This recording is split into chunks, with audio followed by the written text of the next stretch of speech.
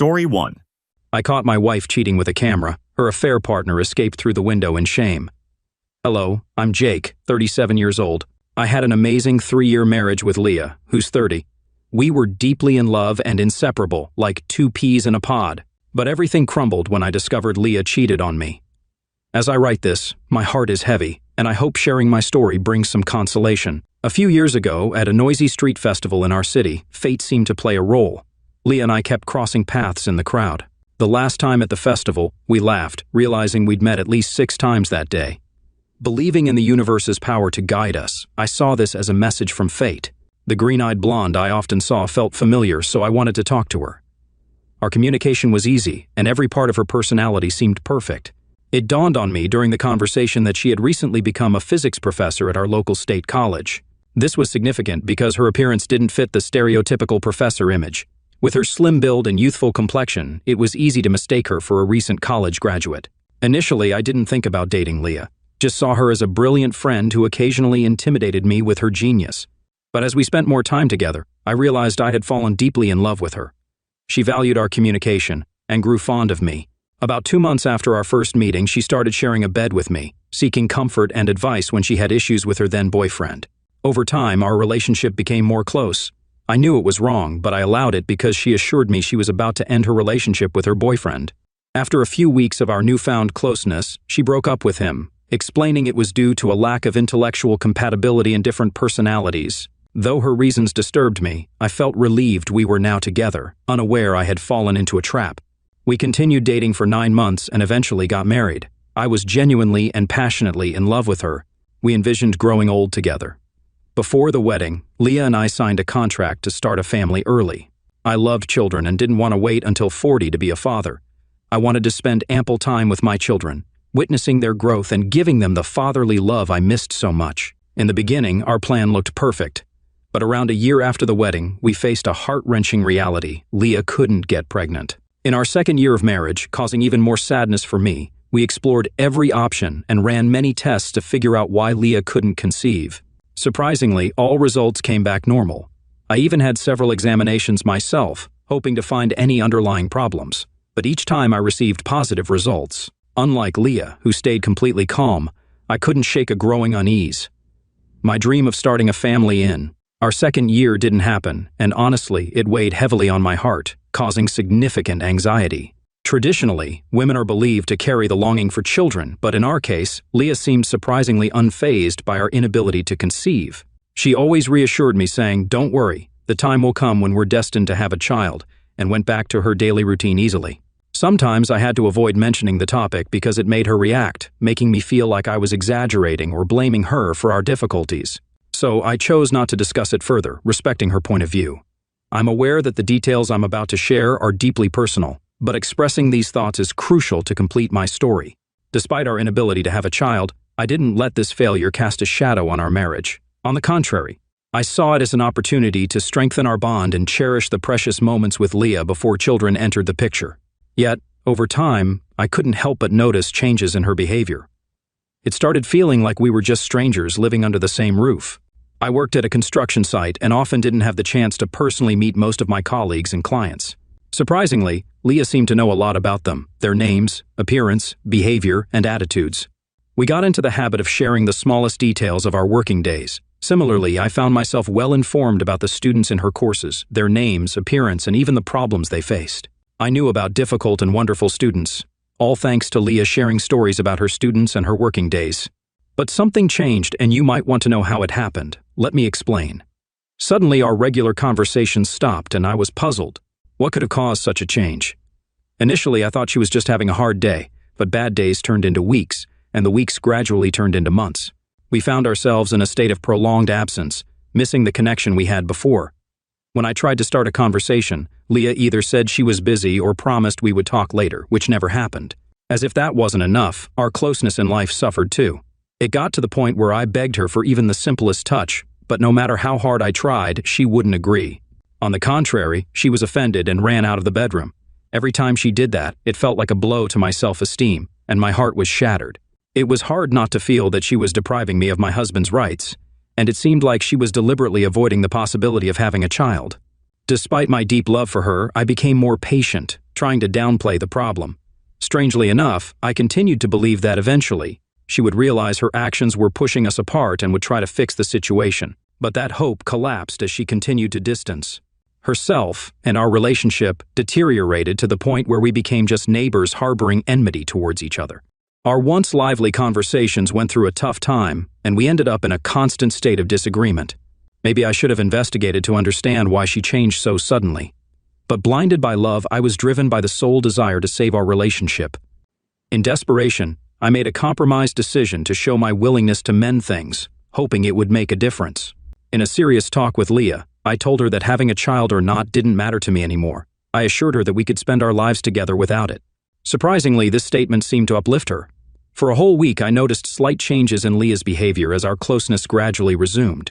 Even if it felt somewhat forced, I welcomed the temporary relief from the emotional distance.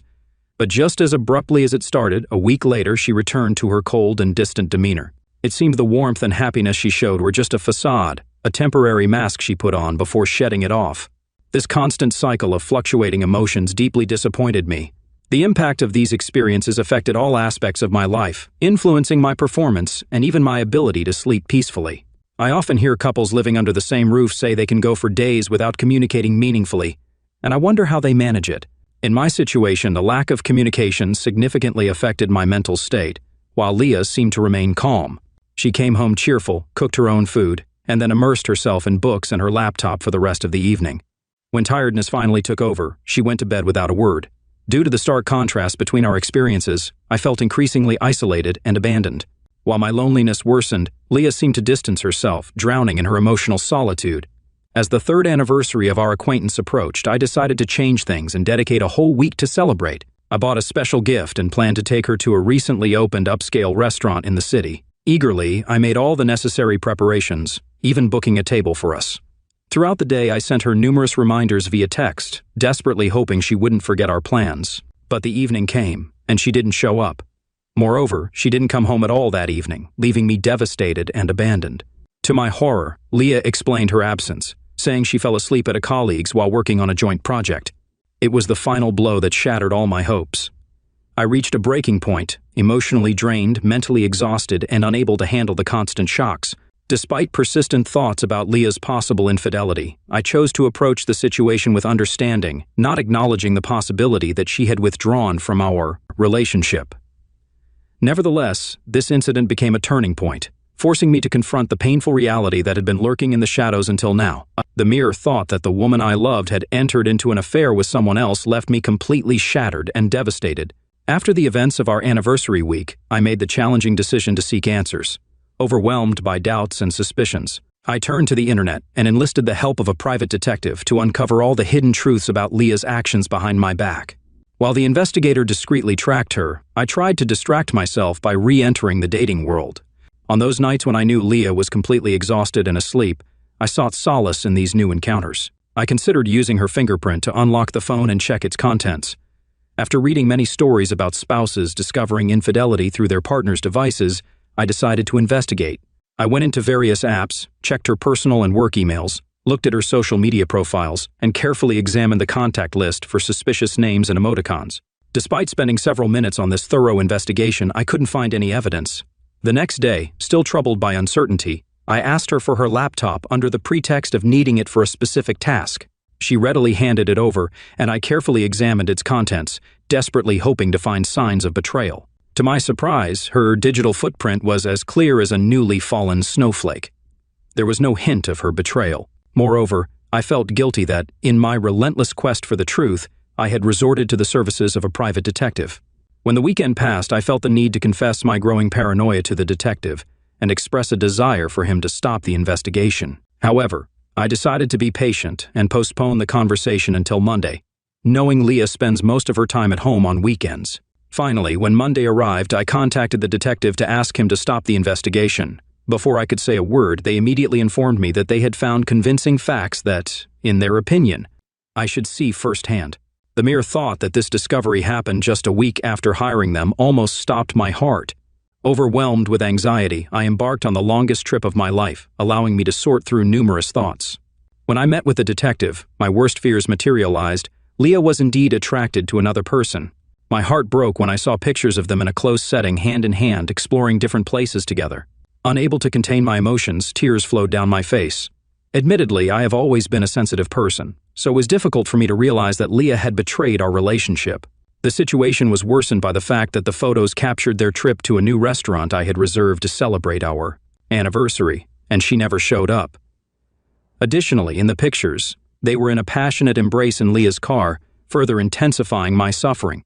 The private detective's findings revealed even sadder details, including instances when Leah and her new companion stayed overnight in hotels together. As the truth unfolded, it became clear that the project Leah actively participated in was none other than with the man she held in her arms. It was a real shock to discover that her lover was much younger, likely around 20 years old. During the investigation, it turned out his name is Ryan. He is in the last year of the physics department and, surprisingly, Leah is his teacher. Hearing his name, a wave of recognition swept over me, and my heart sank to an unimaginable depth. Leah often mentioned Ryan in our conversations, praising his exceptional intelligence and academic achievements. She recognized him as one of the most capable students. I was aware of her admiration for people with unique intelligence, but I couldn't imagine she'd betray our relationship by having an affair with her student. A mix of heartache and anger overwhelmed me, leaving fragments of my spirit shattered after this revelation. Over the past 3+ years, I made countless sacrifices for Leah, so this betrayal was even harder to comprehend. While working together, I did everything to make Leah's life comfortable. I handled most household chores, cooking, cleaning, and grocery shopping. Leah's only task was laundry on weekends. I did everything else. Financially, we agreed on a 70-30 ratio, with most coming from me. I firmly believed it was my duty to bear more financial responsibility to support her. This decision aimed to ease her financial situation. I thought it natural to offer support and help to a loved one, just as I did with Leah. The most challenging part of our relationship was the lack of support from my mother. Despite her disapproval, I chose to marry Leah, complicating our relationship. Reflecting on the past, I instructed the private detective to monitor Leah's actions. The provided photographs couldn't satisfy my need for concrete evidence, pushing me to seek more accurate proof. My determination to catch them in the act intensified.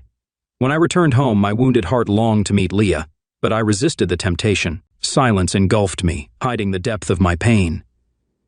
The surge of emotions forced me to leave the walls of our broken love urgently. Fear of succumbing to anger and causing harm led me to collect a few necessary things in the closet. In this chaotic process, I stumbled upon an object that destroyed all remnants of love in my heart: birth control pills. Their presence extinguished any remaining hope. Confused at first, considering our unsuccessful attempts to conceive, I painfully realized Leah had been secretly taking birth control pills, unknowingly depriving us of starting a family.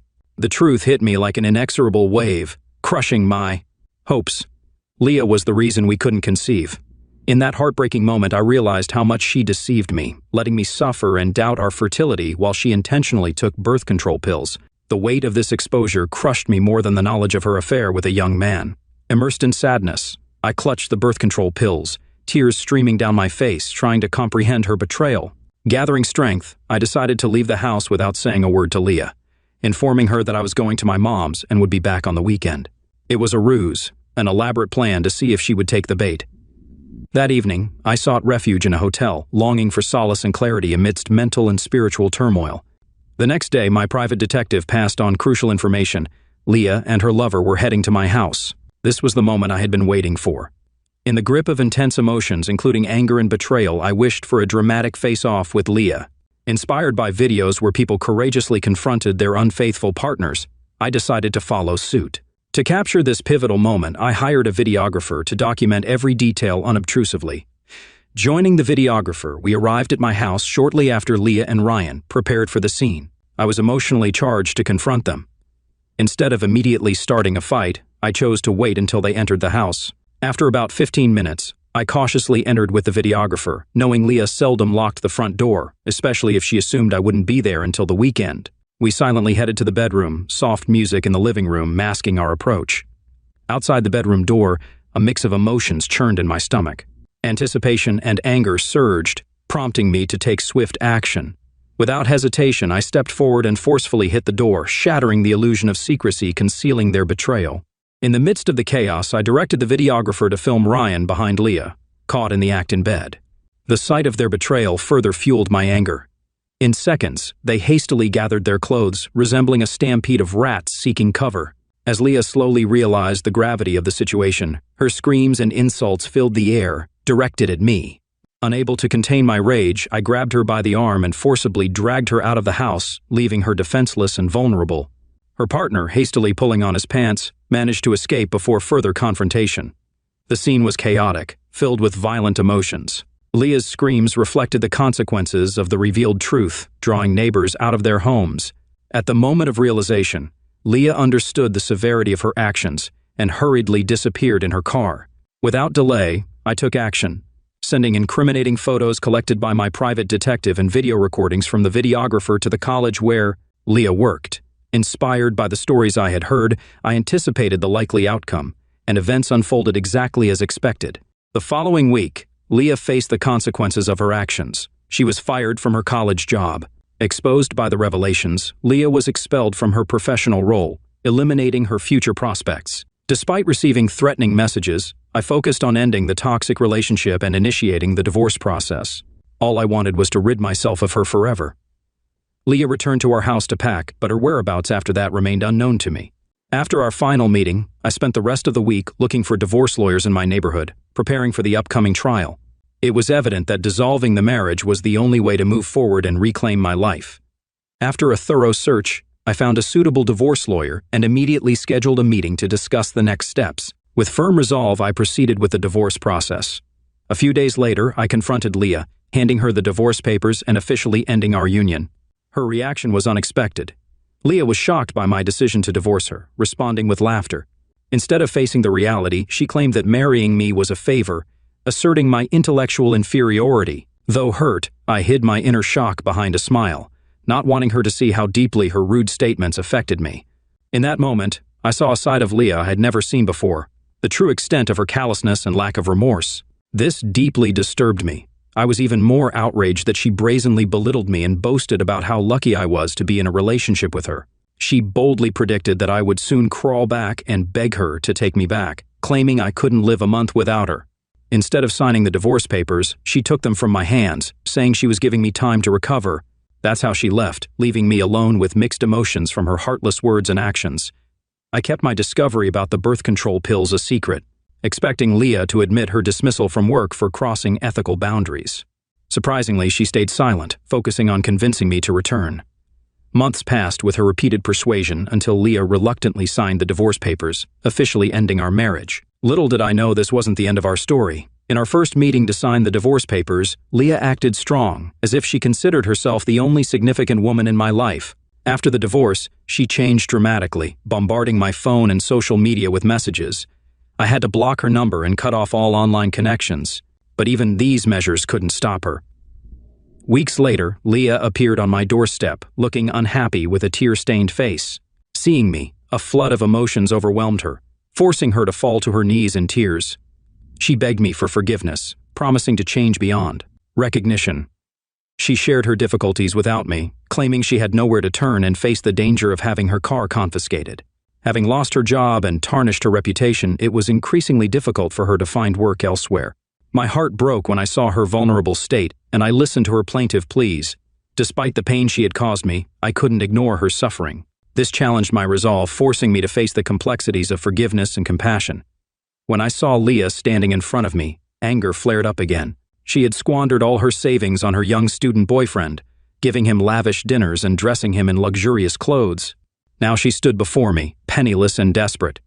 Instinctively, I slammed the door and cut her out of my life, but she persisted, pushing her way forward.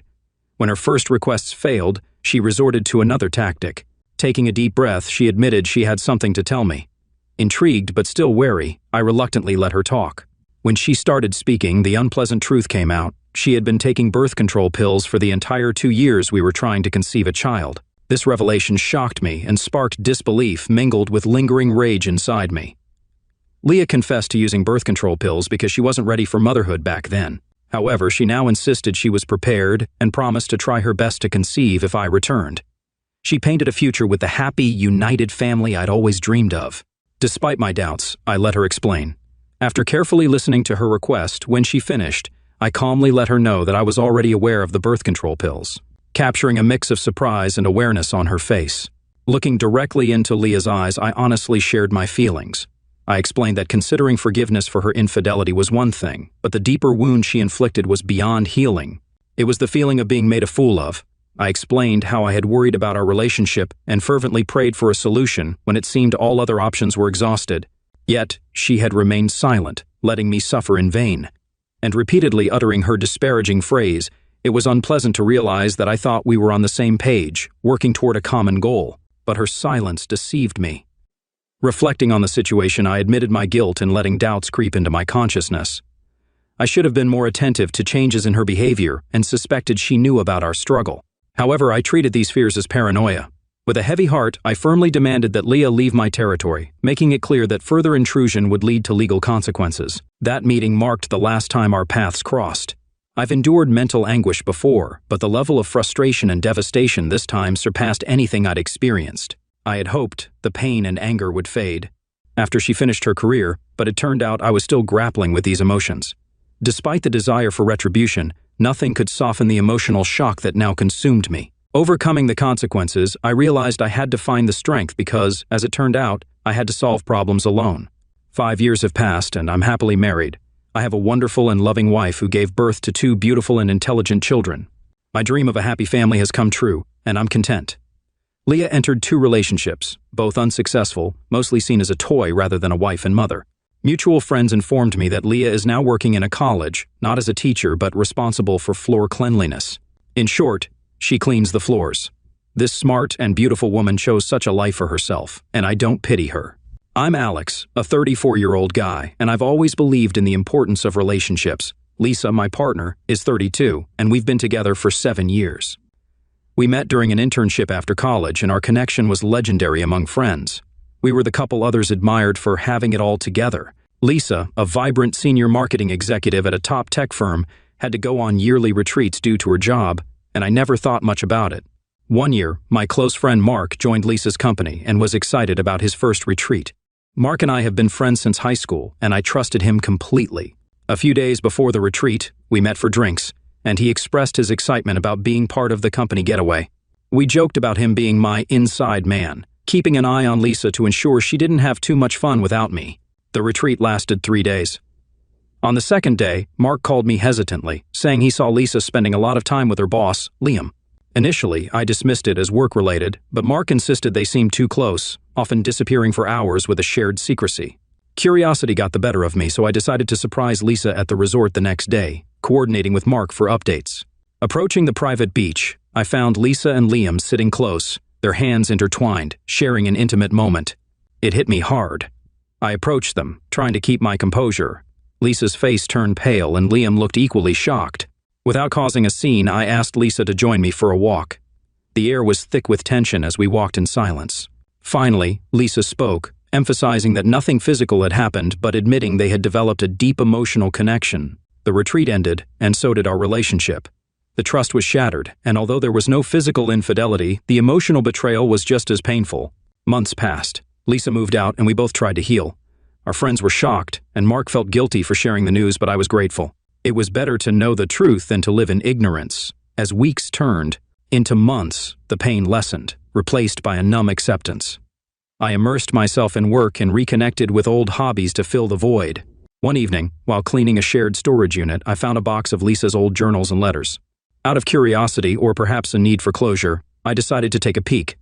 Flipping through the pages, I discovered entries from our early days together, revealing hints of doubts and insecurities Lisa had never voiced. A specific entry grabbed my attention. It was from a time when Lisa and I briefly broke up in our 3rd year together. Lisa wrote about meeting someone during that period, someone she felt a deep connection with, but decided not to pursue due to our reconciliation. The person she mentioned was Liam. The realization hit me strongly. Their connection wasn't recent, it had roots going back years. The emotional bond they shared during the retreat wasn't just a fleeting moment, it was a rekindling of past emotions. I experienced a mix of emotions: anger, betrayal, sadness, and confusion. Was our entire relationship a deception? Did she always have feelings for Liam? Why didn't she mention this before? I reached out to Mark, my pillar of support throughout this ordeal. Over a drink, I shared my discovery.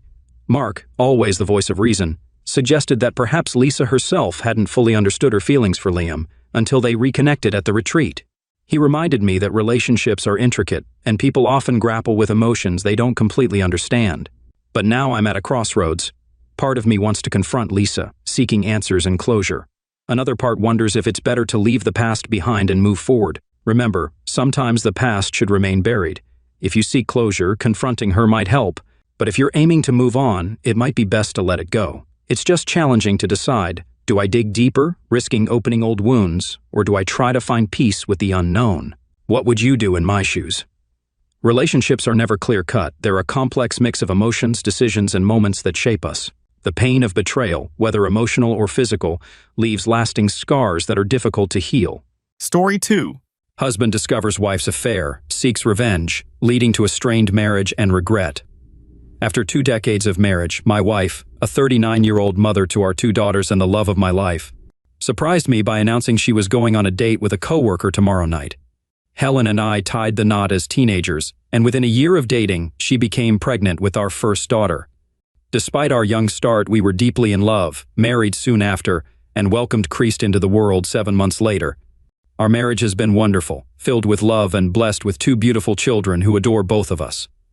My landscaping business took off, growing into a multi-million-dollar venture, providing us with a fulfilling life beyond our dreams. Hearing such news from my wife caught me completely off guard as she explained her unhappiness and depression since the kids left for college. It hit me like a ton of bricks. In my eyes, our marriage was perfect, so this revelation shook me to the core. Helen confided in me about her close friendship with Tommy from accounting, who had been supporting her through her struggles, a fact previously unknown to me. It was strange because she hadn't mentioned feeling depressed or upset at all. The idea of my wife seeking emotional support from another man was painful, but learning she wanted to be emotionally involved with him was devastating. It turned out Tommy Boy was married with 3 daughters and presented himself as a counselor when, in reality, he was a hunter lurking for unsuspecting victims. Tommy preyed on attractive married women, knowing they were vulnerable and sought no strings attached encounters. "John, I can't hide this from you and I hope you understand, but I need to do this for myself. I know it sounds selfish, but give me this one night to see how it goes," she said. I was furious and wanted to shout, but I knew my wife well enough to anticipate this. Once she made up her mind, there was no turning back. When she finished her revelation, I sat there silently, staring at her as she nervously occupied the love seat across from me. The silence was heavy as I resisted the urge to speak. Instead, I calmly finished my scotch, stood up, and headed for the door. "John, don't ignore me. Stop acting like a child. This is happening, and I needed to tell you before anything occurred. I would never cheat on you, and I want you to know everything that happens. We've always been honest with each other, and I'll never deceive you, darling." I stood there, gazing at her, likely with an expression of utter disbelief, as she curled into a ball, knees to her chest. Without a word, I ascended to our bedroom, packed 2 days' worth of clothes and toiletries, then again, without speaking, strode past Helen and out to my car in the garage. She trailed behind, crying out as I passed her. "Please, John, don't leave. Everything will be okay. It's just one date, that's all, and it'll be over soon. Just one night. Can't you give me that after 20 years?" she pleaded. I shook my head as I drove off, incredulous at her pleas. That Thursday evening, I checked into the Ritz-Carlton. Yes, the Ritz-Carlton for $100 a night, and I didn't care. If I was going to suffer, I'd at least enjoy my accommodations. The calls and text flooded in immediately, but after sending one final text, I blocked her number. I simply informed her I wouldn't be in touch until returning home on Saturday. Post her betrayal, I'm certain those words stung. The following day at work, I instructed my secretary to block any calls from my wife and informed security not to allow her into the building. My plan was in motion, and I wouldn't let anything derail it. I'm John Casey and a man of action. At work and among my friends, I'm the man in charge, the one who gets things done. People rely on me for leadership because they know I deliver on my promises. At home, I've adopted a passive, easygoing demeanor, aiming to please and distance myself from my macho alter ego. It's been effective for the past 2 decades, but it appears I underestimated its impact. Looking back, I realized I should have been more assertive and composed in my domestic life. But my love for my wife led me to treat her like royalty. I recall coming across a quote once and laughing at it, but I'm not laughing now. Treat her like a queen and she will treat you like a servant. Those words have become my reality, but I refuse to accept it. On Friday morning, I reached out to my brother, a detective in Miami, seeking assistance. After explaining my needs, he connected me with one of his associates, Peter Clift, a private investigator. "Peter, it's Sergeant Davis. How have you been, buddy? Listen, my brother's on the line and he needs your help tonight. I'm cashing in a favor and need you to assign someone to tail his wife tonight. Specifically, we need to find out who she's meeting and gather as much intel on this guy by Saturday morning. I want you to run his license plates, get his home address and phone number, and text it to me tonight. We'd also like some photos of the couple. You know the drill. The photos can wait until tomorrow. Tonight, we're just after the guy's info. Davis, I know this is last minute, but I owe you big time, so I'll make it happen. You want the guy's address and phone number tonight, as soon as possible, and the rest of the photos and intel tomorrow? What are we working with here?" "That'll do for now. I'll send over the wife's address, her departure time, and her date's first name. I've been told he works with her at Brokers Unlimited, and his name's Tommy, so it shouldn't be too hard for you, buddy. She's back home by 5 p.m., but we're unsure of the date's start time, so you'll need a man posted outside the house before 5 p.m. to tail her when he picks her up. That's all we need. Send me the wife's address, and I'll handle the rest, my friend," Peter assured. John listened intently to the conversation, grinning as his brother hung up. His plan was falling into place, poised to surprise his unsuspecting cheating wife. John's strategy demanded swift action, recognizing the urgency. During the couple's illicit dinner, John intended to also visit Tommy Boy's wife, explaining the situation and their spouse's whereabouts. His next call went to his longtime friend Joe, requesting the number of the escort service he patronized. Joe, scarred by a bitter divorce, opted for escorts over marriage, a choice John now understood. No infidelity, just companionship, likely more cost-effective than dealing with a cheating spouse. The call went smoothly, securing an overnight rendezvous with a young, attractive blonde. He offered an additional $11,000 tip due to the unusual circumstances. John explained his desire for the girlfriend experience, portraying himself as going through a breakup. This premium service entailed being treated like a devoted girlfriend from the outset, caring, alluring, and fulfilling. He assured there would be no issues, but urged the girl to understand the situation in case his wife appeared. If she did, the girl was to maintain discretion, presenting herself as someone he recently met rather than a paid escort. Anticipating his wife's arrival and their perceived intimacy, John planned to reciprocate her desire for another man with added flair. If she sought a date elsewhere, he was prepared to offer her the same treatment with some extra panache. They arranged to meet at his hotel for a drink and conversation before proceeding with the plan. As a real estate agent, Helen hosted open houses every Saturday.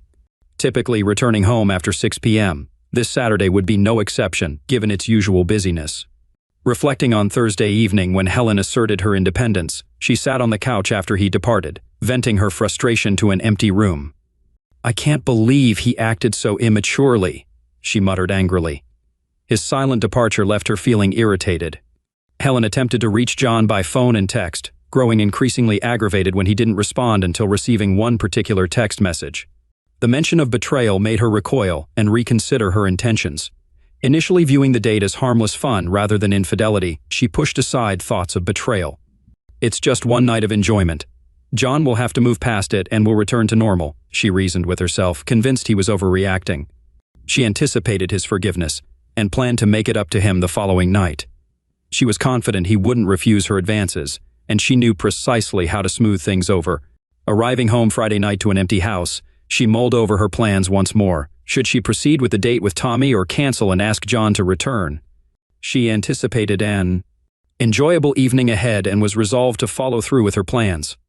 After taking a warm bath, shaving her legs, and applying her best scented lotion, she sat at the makeup table, transforming her lovely face into that of a seductive woman.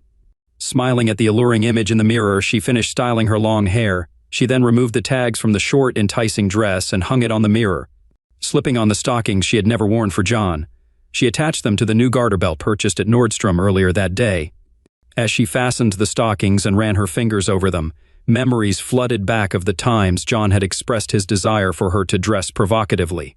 A pang of guilt struck her when she recalled Valentine's Day, remembering John's disappointment when she rejected the sexy lingerie set he had brought home from Victoria's Secret, questioning if he considered her a whore for suggesting such attire. She remained motionless for over a minute, contemplating how she now owned her own pair of provocative stockings and garters, which she was about to wear for another man. This realization gave her pause, and for the first time she contemplated canceling her plans and calling off the date. She still replayed John's accusations of betrayal in her mind. It didn't take her long to overcome her guilt about giving something to her date that she never gave to John. Slipping into the silky dress, she zipped it up, deciding against wearing a bra, with which she was pleased. The result was stunning. Standing before the full-length mirror, she admired her long legs in black nylon and high heels. Her ample breasts swayed beneath the dress, with her perky nipples visible through the thin fabric. Oh my, I look like a slut, but it's so much fun. I can't wait to see Tommy's reaction when he sees me, though I'll need to clarify that there's no sex tonight, just dinner and dancing. She tried to reassure herself that it was merely a date and nothing more, but deep down, she knew she had to suppress her desires. The anticipation of going out with Tommy had consumed her thoughts for the past month, and it was finally happening tonight. Despite her husband's immature behavior, she was determined to enjoy herself. Helen was confident that John would understand and allow her to have her fun, as he always let her have her way. She appreciated him for that. Just then, she received the final phone call from John. John made the difficult decision to offer Helen one final opportunity to halt the impending disaster and salvage their marriage. Swallowing his pride, he recognized the depth of his love for Helen and was willing to reconcile if she intervened. Prepared to sacrifice his dignity, he intended to humble himself and implore her to reconsider, urging her not to proceed with the date. Anxious and remorseful, Helen felt a wave of nerves as she noticed John's call. Despite acknowledging her allure in the mirror, she grappled with less than admirable thoughts, but she knew it was essential to hear from John, hoping to make him comprehend and accept her decision. John, thank you for reaching out. I miss you dearly and my love for you remains strong. When will you be returning home, sweetheart? Hello, Helen. I love you too, which is why I felt compelled to call. I ache from missing you and your intentions have left my heart shattered. I implore you not to proceed with this date. Please stay home, and I'll come over to fulfill your every desire. I promise to bring you joy and be the partner you need. If there's anything lacking on my part, I'm committed to making things right. All I want is to be by your side. Can you please cancel this date for the sake of our marriage? Helen heard the strain in his voice and sympathized with John. It sounded vulnerable and pitiful. Her usually strong partner was now in tears, pleading with her to reconsider, granting her an unexpected sense of authority. She was aware of his love for her and believed John would forgive her once he grasped her perspective. Their shared history, their children, and his affection were too profound, assuring her they would remain united forever. Oh, John, my love for you is boundless, and I look forward to spending eternity with you. However, I need to go through with this tonight. It's unrelated to our love. It's merely an evening for me to indulge in something foolish. Please understand and grant me this one time, and I vow to be yours eternally. I understand your pain and I apologize for causing it, but you're making more of this than necessary. It's simply dinner and drinks with a friend. Nothing more will occur, and I'll be home tonight, committed to you forever. I trust you'll comprehend once it's all resolved. Tomorrow we'll discuss this further, and you can reclaim me as your wife. I love you, John, but I must go, she said tearfully. She felt the urge to end the call but heard her husband's pleading as she hung up. Careful not to smudge her makeup, she wiped her eyes and gazed at herself in the mirror. Speaking to her reflection, she murmured, I'm sure he thinks I'm being unreasonable, but John, I'm sorry. I have to prioritize my needs. Please don't be angry. She tidied her hair, touched up her lipstick, spritzed on perfume, and attempted to push thoughts of John from her mind. In his hotel room, John listened to the call ending and stared blankly at his phone. Wiping his eyes, he felt anger welling up again. Despite his heartfelt pleas, his wife's entreaty confirmed the date was happening and expected him to be understanding. Tomorrow, a sense of sorrow engulfed him as he realized he had lost her, the only woman he had loved for the past 2 decades. Peter, the private investigator, parked in his white van across the street from their home just before 5 p.m., observing Helen's arrival in the garage. An hour later, he witnessed a car pulling into the driveway. Recording the license plate, he made necessary calls, and within 10 minutes, he sent Davis and John the requested information. Both received the home phone number and address even before the couple departed for their date. As Tommy entered the house, he noticed the sadness in Helen's eyes, recognizing her moment of insecurity and guilt. He had seen this pattern before. The sudden realization crashed over Helen like a wave, the weight of her actions outside of her marriage pressing down on her. In a moment of clarity, she began to reconsider her plans. Helen, what's troubling you? You seem so down, Tommy asked, detecting her sudden change in demeanor. Tommy, perhaps we should rethink this. I've been reflecting on John's request for me not to go out with you. I feel guilty, like I've already let him down, she admitted, a solitary tear tracing her cheek. Quick to respond, Tommy moved to the couch to console her. With his expertise in assuaging worries and manipulating situations, he viewed this as an opportunity. Skilled in navigating the intricacies of women's emotions, he employed his charm and persuasive abilities to influence their decisions. For Tommy, Helen's hesitation presented a challenge to conquer rather than a boundary to respect. "It's all right, Helen. We don't have to go through with this, and I completely understand," he reassured, his tone steady and comforting. "You've never felt comfortable going out alone, even for a simple dinner or movie. He just doesn't realize we're merely friends. Men like him want to shield their wives from potential threats, but if he knew how much I value our friendship, I'm sure he wouldn't object." Expressing his disappointment yet showing understanding, Tommy continued, "I'll admit I'm disappointed we won't be spending the evening together, but I get it. I was truly looking forward to your company and trying out that new restaurant." Capitalizing on the moment, he suggested an alternative. "Hey, here's an idea. Why don't we have a nice dinner and then I'll take you home? Surely he wouldn't mind you having dinner with a friend." His relaxed demeanor and the offer of a harmless, straightforward dinner were sufficient to sway Helen's resolve. Already dressed for the occasion and, deep down, desiring companionship and new experiences, Tommy's manipulative tactics effectively reassured her, convincing Helen that dinner was innocuous despite her initial doubts and the emotional turmoil regarding her husband, John. At 7 p.m., Peter observed the couple departing and heading to a downtown restaurant, promptly informing Davis and John of their whereabouts. Throughout the evening, he kept them updated. Capturing photos was effortless for Peter, who spent the next 4 hours snapping pictures of them at dinner, holding hands, entering the dance club, dancing together, kissing, and portraying themselves as a loving couple. He also recorded several videos of them slow dancing while Tommy touched her rear, fondled her breast, and kissed her on the dance floor. Peter forwarded all the visuals before sunrise the following morning. At exactly 8 p.m., John phoned Helen's father, Brian, a longtime friend and golfing buddy, to deliver the unfortunate news. "Hello, Brian, it's John." "Hi, John. Are we still golfing on Sunday?" "I'm not sure, Brian, but I have some troubling news. Currently, your daughter is on a date with a coworker. Despite my belief that everything was fine in our relationship, she expressed the need for more and decided to see this man. I love you and Maggie, but I refuse to tolerate this, and I consider our marriage over. She violated our marital agreement, and I cannot forgive her betrayal. I just want you to be aware of the circumstances leading up to what will follow. I'm sorry it had to come to this." "John, are you telling me she's seeing someone else? Are you sure? That doesn't sound like my daughter." "Brian, I have a private investigator currently observing them at dinner. She's with the man as we speak, betraying me, our marriage, and our children. I'm sorry, this is painful for me, but I respect you and felt you should know the truth." "John, I'm so sorry. Please don't do anything rash. I know she loves you, and perhaps you both can resolve this." "I'm sorry, Brian. I've made up my mind. I'll call you soon. Let's reschedule for next Sunday. It looks like this weekend is going to be rough." Armed with the cheater's address obtained from the investigator, John drove the 20 minutes to Tommy's residence to meet with Stella, his wife.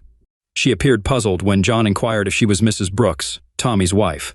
The woman, a mother of 3 in her 30s, answered the door clad in tight jeans and a lace top that accentuated her ample bosom.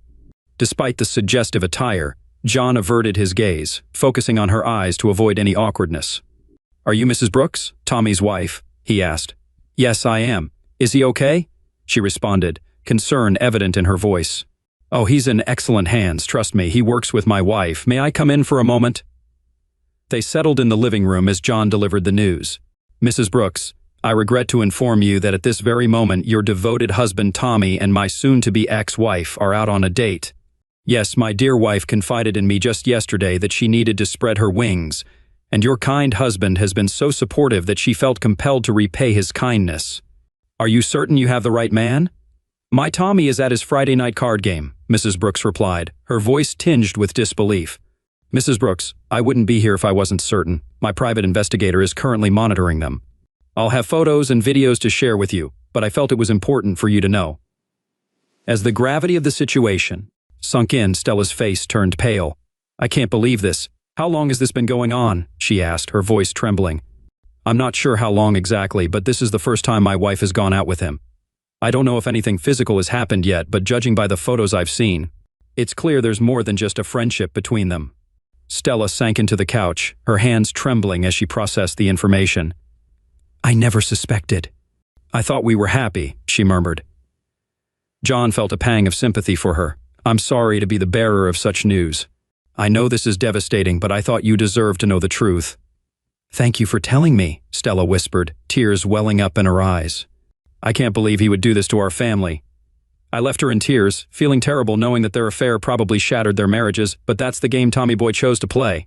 The next morning, after his breakfast arrived, John sat back and poured a cup of the hotel's signature coffee. Enjoying the aroma, he smiled, relaxing in the plush bed. However, his comfort swiftly turned to disgust and bitterness as he opened the photos from the investigator on his phone. The only silver lining was that she returned home by 1 a.m., and there was no sexual encounter that night. John's anger surged as he witnessed his wife's betrayal. Tears welled in his eyes as he viewed the video of them kissing, with her lover's hand on her buttocks, shattering any hope for reconciliation. He also noted her wearing stockings for her paramour, recalling her reaction when he had gifted her the same item months ago. Her betrayal and disrespect were unbearable, overwhelming him with humiliation and a sense of inadequacy. His initial sorrow morphed back into fury. Tommy successfully persuaded Helen to extend their date beyond dinner, accompanying him to his preferred dance club. This decision proved to be her downfall in the marriage, and deep down, she recognized its wrongness before agreeing, but she desired this experience as a one-time occurrence. John, with tears in his eyes, experienced a sadness unprecedented in his life. He had wept when his mother passed away and shed tears for departed friends, yet this was a uniquely gripping pain. Watching the video for the third time, he paused at the moment when Tommy touched his wife. He cried out in frustration, vowing retribution. Considering everything, he concluded she may not have engaged in intercourse with him, but her actions were unacceptable, disrespectful, hurtful, and a complete betrayal of their marriage. On Saturday afternoon at 2 p.m., he rendezvoused with Candy at the hotel, spending the next 2 hours acquainting themselves. John clearly outlined his intentions, and Candy proved to be the ideal candidate for his plan. They returned to his home a little after 4 p.m. and were in bed by 5 p.m. before. Climbing into bed, John placed the letter he had written for Helen, which stated, "Helen, last night, you shattered our marriage agreement and vows, not to mention my heart. The moment you violated that agreement, I stopped viewing us as married. Yes, legally, we're still bound, but the agreement is void, and we're both free to live as we wish. I intend to occupy the master bedroom since this is my house. You're free to use any other rooms, but my bed is off limits to you. Your belongings are in the guest rooms. I ask that you respect my personal space. You've achieved what you sought, your independence, and now I have mine. I hope you're satisfied with your choice and your new life. Love. Your former husband, John." He removed his wedding band and laid it atop the letter on the front door, holding it at eye level. He took one of his collector's knives and drove the blade through the center of the ring, piercing the letter and embedding it deep in the wooden door. This was to be the first thing Helen saw upon her return home that night. At precisely 10 p.m., when Helen arrived back from her job, the sight of the knife embedded in the door alarmed her. Naturally, such a sight would unsettle anyone. She moved toward the door cautiously, scanning for any additional anomalies. Drawing nearer, she spotted the note meant for her, pinned under John's wedding band. Her pulse quickened, and tears began streaming down her face as she absorbed the contents of the letter.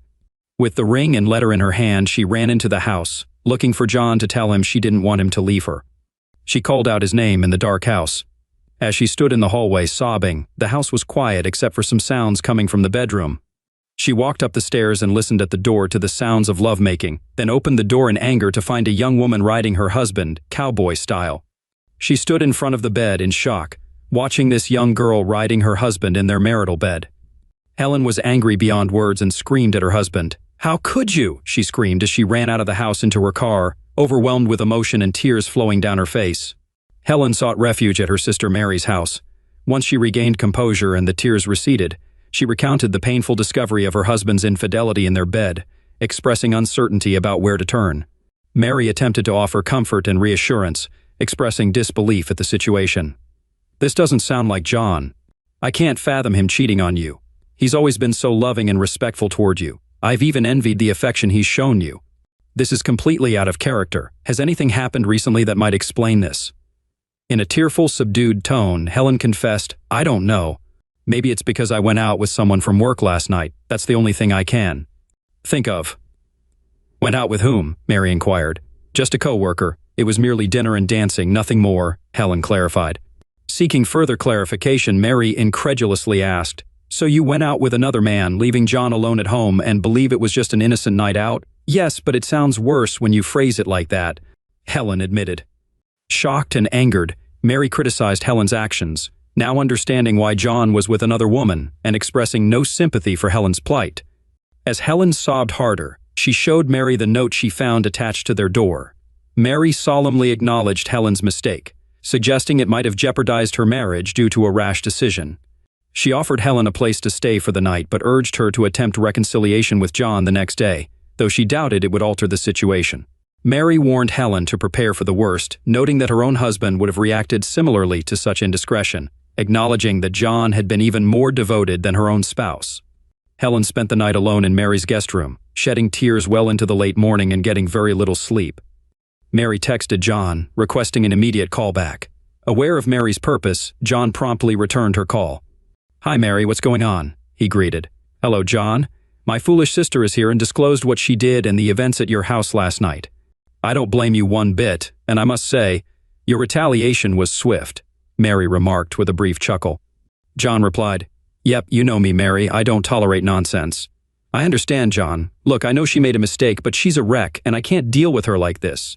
You two need to hash this out tomorrow. I don't know if you're actually kicking her out, and I wouldn't blame you, but if she hasn't gone all the way with this guy, maybe there's a chance to salvage things. Perhaps counseling could help, or maybe we should consider shock therapy for her defective brain. Anyway, please allow her to come back and talk tomorrow," Mary urged. "Of course, she's welcome back, Mary. This is still her home and I haven't thrown her out. However, she won't be with me while she's here. I'm not angry anymore, but I'm deeply hurt by her betrayal. I'll hear her out, but I can't make any promises about the future. Right now, I feel as much hatred toward her as I do love. The pain is overwhelming my emotions at the moment. It would take a miracle for me to consider taking her back, but you already know that. You're the sensible one in the family. I can't believe my sister thought you'd be okay with her seeing some other guy. What a fool. Just be patient and remember she loves you." "Hopefully she hasn't gone too far with that idiot," Mary said, trying to maintain a calm tone despite the situation. "Thanks, Mary. Send her home whenever she wants," John concluded. "Thanks, John. You're the best. You know it and I know it," Mary responded. "Goodbye, Mary," John said as he ended the call. On Sunday at noon, John returned from the gym to find Helen's car in the driveway. She was seated at the kitchen table, attempting a smile. "You know, we're not getting a divorce. We can work this out because we love each other," she began, her voice trembling with uncertainty. John remained silent, brewed a cup of coffee, and positioned himself across from Helen, who was nervously twiddling her fingers on her lap. After taking a few sips, he looked up at her and broke the silence. "To me, it makes no difference, Helen. Divorce or not, it's all the same. When you breached our vows, our marriage was essentially finished. I don't view us as a pair anymore, and you're free to pursue anyone you like, as am I. The only change will be your absence from my bed and the cessation of our physical relationship. That concluded the evening you went out with the man you assert isn't your boyfriend." "John, he's not my boyfriend, and nothing occurred," Helen insisted, her voice shaking with desperation. "Helen, you went on a date with a man who isn't your spouse. You wore seductive attire, dined out, showed affection publicly, and spent time that should have been ours with him. You might think your actions were minor, but to me, they were the last straw. They ended our marriage, so you have what you want. We need not divorce if you prefer that." "No, I don't want a divorce. Just give it time, and I'll return to your bed." "Have you finished with the woman you were seeing?" she retorted sharply, her voice edged with jealousy and hurt. John found her question amusing and let out a bitter laugh. "You're the one who ruined our marriage, not me. You effectively terminated our bond the moment you accepted that date and left in his car, forsaking our union. I have no intention of ending things with Candy. She's youthful, appealing, and thrilling. She's an amazing lover. Frankly, it was the finest sexual experience I've ever had. We discovered pleasures you never explored, and I realized what I've been missing. There's no reason for me to stop." He paused, observing the pained expression on Helen's face, then continued, "You probably don't know, but while you were out with your so-called not boyfriend, I visited his wife, Stella. Did you know they have 3 children? Likely not, considering your actions with your lover. Stella revealed a lot about Mr. Brooks. It turns out you're the 3rd woman she's found him with in a year. And Jessica Wilson from your job? She was the most recent married woman he tangled with, resulting in her divorce. Your Tommy is notorious, but Stella's had her fill. She's acknowledged that a cheater always stays a cheater. It appears your fling with Tommy has led to the deterioration of 2 families, impacting 5 children altogether. Well done." This Revelation struck Helen profoundly, and it was evident she began to perceive the man she jeopardized her marriage for in a new, disparaging light. She seethed with anger at her own foolishness, feeling horrified upon learning that Tommy had caused the breakup of other families. Consumed by rage, she lashed out at her husband. "John, he's not my boyfriend, and you need to stop saying that. I can't believe you went to her house and accused him of cheating. It was just dinner, for God's sake. You're being cruel and hurtful, and what about you being with another woman in our home? That's unforgivable. That needs to end. It was just dinner. Did you forget about the dirty dancing, kissing, and touching at the club? I promised Stella copies of all the photos and videos to use when Tommy tries to downplay it like you're doing now. You may not see it as cheating, but to everyone else it's betrayal. When will you understand that?" He paused, allowing his words to sink in before continuing. "So you think I'm cruel and hurtful? Let me ask you, how do you justify your actions? Loving and caring? No, I won't give up Candy. If you can't accept that, you don't have to stay." Helen's tears flowed freely as she begged. "No, John, I want you to end it with her and be with me. I won't see anyone else, I promise." "You promise? Oh, you promise, how amusing. You promised to be my wife, forsaking all others, and that promise went out the window, didn't it? So, Helen, as I see it, if you're unhappy with the situation, you're free to leave or file for divorce. Maybe you can move in with your lover since you'll need a new place to live too. Frankly, you two deserve each other. Or you could stay here, or perhaps go live with your sister, Mary. I'm sure she'd welcome you with open arms. You'd be quite the role model for her daughters. John, are you going to stop seeing that woman? Don't you love me? Don't you want us to reconcile and be together?" Helen pleaded, her voice breaking with emotion. "Helen, it's far too late for that. The moment you expressed a desire to be with another man, you shattered me. Do I still love you? My heart is full of love, but lacking in trust. I'm uncertain if I can ever trust and love someone who discarded me so easily. A real man wouldn't allow his wife to be with another man, but that's precisely what you've done. You made it clear you wanted to be with someone outside our marriage, regardless of my feelings. Now that you've opened our marriage, you'll have to accept my desires too, and at this moment, I desire to be with Candy, a young woman who brings me pleasure beyond my wildest dreams. I suppose seeing me happy with another woman doesn't sit well with you, does it? Well, now you understand some of my pain, and you'll have to face the consequences. Revenge is bitter, but that's how it goes." He took a deep breath and added, "Additionally, regarding divorce, that's your decision. We can remain living together as roommates and see how things unfold. Or if you prefer, I can prepare divorce papers within a week. It's up to you, darling. Makes no difference to me," he asserted firmly. She understood the seriousness of his stance and didn't dare challenge him at that moment. Throughout the following month, John brought Candy home and into his bed every weekend.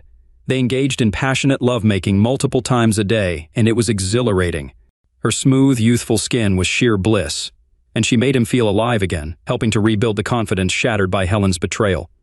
Helen despised the weekends and pleaded with John to end his affair with Candy, but he persisted in enjoying himself. As soon as Candy and John returned home on Saturday night, Helen would leave and only return once Candy had departed. John struck a deal with Helen to notify her via text after Candy left. He must admit he derived some pleasure from the sex, as well as from witnessing Helen's agony, although guilt began to seep back into his conscience. The following week, after recognizing that his relationship with Candy was purely physical, albeit incredibly satisfying, John realized there was a lack of genuine intimacy, and the financial cost was becoming excessive. Upon Helen's return on Sunday night, he announced that he would cease seeing Candy for the time being and expressed his intention to seek out another woman. Helen implored him to take her back and cease seeing other women. She admitted her mistake and professed her desire to have only him in her life.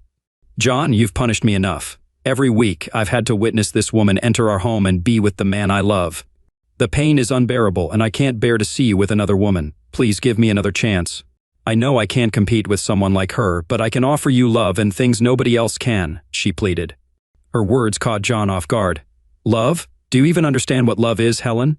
Love isn't abandoning your spouse to declare your intention to date other men. No, I don't believe you truly grasp the concept of love, and thus you can't give something you don't possess. However, here's what I'll do. I won't pursue anyone else until we undergo couples counseling. If we can find a resolution, then perhaps we can have a future together." She leaped off the couch and embraced him, showering him with kisses all over his face before finally reaching his lips. "Oh, thank you, baby. I promise I'll make it up to you." "Not so fast. I'm not forgiving you for what you've done. I'm simply giving us one last opportunity before I end our relationship due to your infidelity. John, don't say things like that. You love me, and I believe we'll always be together. Can I sleep with you tonight, please? She pleaded, planting a kiss on his lips. Not yet. I still can't shake the images of you with that guy from my mind. The thought of you kissing another man and letting him touch parts of you that belong to me still torments me every minute of the day. I'm beyond furious at how carelessly you hurt me and tossed our marriage aside. You're incredibly lucky our kids are unaware of this, or I shudder to think what they'd think of their promiscuous mother. You can see I'm still seething over what you've done. Let's take it slow and see how things progress with counseling. I've scheduled an appointment with Dr. Madison for this Tuesday, and will embark on the rather unpleasant journey of reliving the event, the pain, and the agony twice a week for the next 3 months. It's the same old therapy routine you've heard in countless stories, and just as excruciating. I had to revisit the affair and endure hours of psychobabble. Life would have been so much simpler if only you had remained faithful to your vows, but I suppose that was asking too much. After 3 months of counseling twice a week, they managed to resolve their issues. Helen recognized the hurt she inflicted and understood John's reaction. She argued that his retaliatory affair was far worse, but he clarified that by going on a date with someone else, she violated their agreement, thereby setting him free. Eventually, she got it, though she remained upset. The therapist criticized John's vengeance sharply, yet it didn't bother him. He'd repeat his actions without hesitation. They reconciled under a postnuptial deal stipulating that she forfeits all if she strays again. She consented to having her phone tracked, her emails and texts monitored, and to complete transparency without deceit. John made it clear their household would not tolerate any form of cheating, emotional or physical, and he'd expel her for it. She vowed never to even let another man flirt with her, promising eternal loyalty. Though John listened, Stella's adage, "Once a cheater, always a cheater," echoed in his mind. A year on, things seemed as they were pre-affair, yet now John watched her more closely, aware it might recur. With her sister Mary's help, they ensured Helen stayed on track. Tommy's divorce cost him dearly. His ex-wife won the house, child support for their 3 kids, and spousal support. After evicting him, Tommy now resided in a modest studio apartment, financially strained due to the consequences of his infidelity. Ironically, he lost everything over mere dinner outings, dances, flirtation, and kisses. What a fool.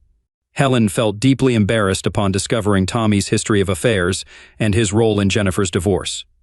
Upon realizing the extent of her own foolishness after learning about Tommy's infidelities with multiple women, she understood how close she had come to destroying her family's love. Determined never to repeat her mistake, she committed herself to proving her love for John and their children. Keeping her promise, she remained faithful. Despite her efforts, she couldn't erase the image of that young woman with her husband and vowed never to allow such betrayal again. He was hers, no doubt about it. Poor Tommy boy, but engaging with a married woman can turn out to be a costly pastime. It's also painful if you choose the wrong husband. Luckily, John wasn't that type of man, but if he had taken action and slept with his wife, things would have taken a different turn. It's funny how those who are unwillingly betrayed never forget and eventually seek revenge. 2 years after divorcing his wife, Jennifer, who worked with Helen Douglas, the unwilling victim of betrayal, encountered Tommy in the pub's parking lot. As he was about to get into his car, an hour later, another pubgoer found Tommy unconscious on the pavement with 2 broken arms, a broken rib, and punctured testicles. Only time would tell if Tommy boy ever learned his lesson. Story 3. It's been a hectic 5 days, and our minivan has seen a lot of miles. Now, just 20 minutes after getting back home, I find myself on the porch, settled into my favorite old chair with a glass of rich, dark porter, musing over the fact that our twins are experiencing their first taste of independence. Miranda and I have officially become empty nesters, joining the ranks of countless other parents who have gone through the same transition recently. But I'm willing to bet none of them feel as content as I do right now. Since Luke was attending Georgia Tech, our journey kicked off in Atlanta. It was convenient to drop off our rental car there, eliminating the need to keep switching drivers. The next day, we flew our daughter Kelly to Gainesville for her new adventure as a gator, while we continued eastward to Daytona Beach for some relaxation in the sun. Those 3 days were filled with more closeness than we've ever experienced in our marriage. Miranda was absolutely insatiable. Starting our family young when we were just 18 means that at 36, our energy levels and libidos are still going strong. On our way back home, we made a quick pit stop at a deserted truck stop, where Miri amusingly tried to convince me that she had intentionally left her underwear behind. Now, as I relaxed in my chair, lost in pleasant thoughts, Miranda headed upstairs to freshen up with a shower. I was taken aback when I heard the hairdryer kick in, a sound typically reserved for her prepping for work or a night out. After the hairdryer's hum faded, I heard Miranda's footsteps and the clack of her heels in the kitchen. An unusual choice since she typically wore rubber-soled slippers or went barefoot around the house. Before I could ponder these oddities further, she called out to me, "Alan, honey, can you join me for a moment? I need to talk to you." Waking from my reverie, I rose from my chair, empty glass in hand, and replied cheerfully, "On my way, darling." Entering the kitchen, I was surprised to find Miranda seated at the table, looking fresh in a new blouse and clean jeans. She poured me a mug of freshly brewed coffee and set it down in front of her spot.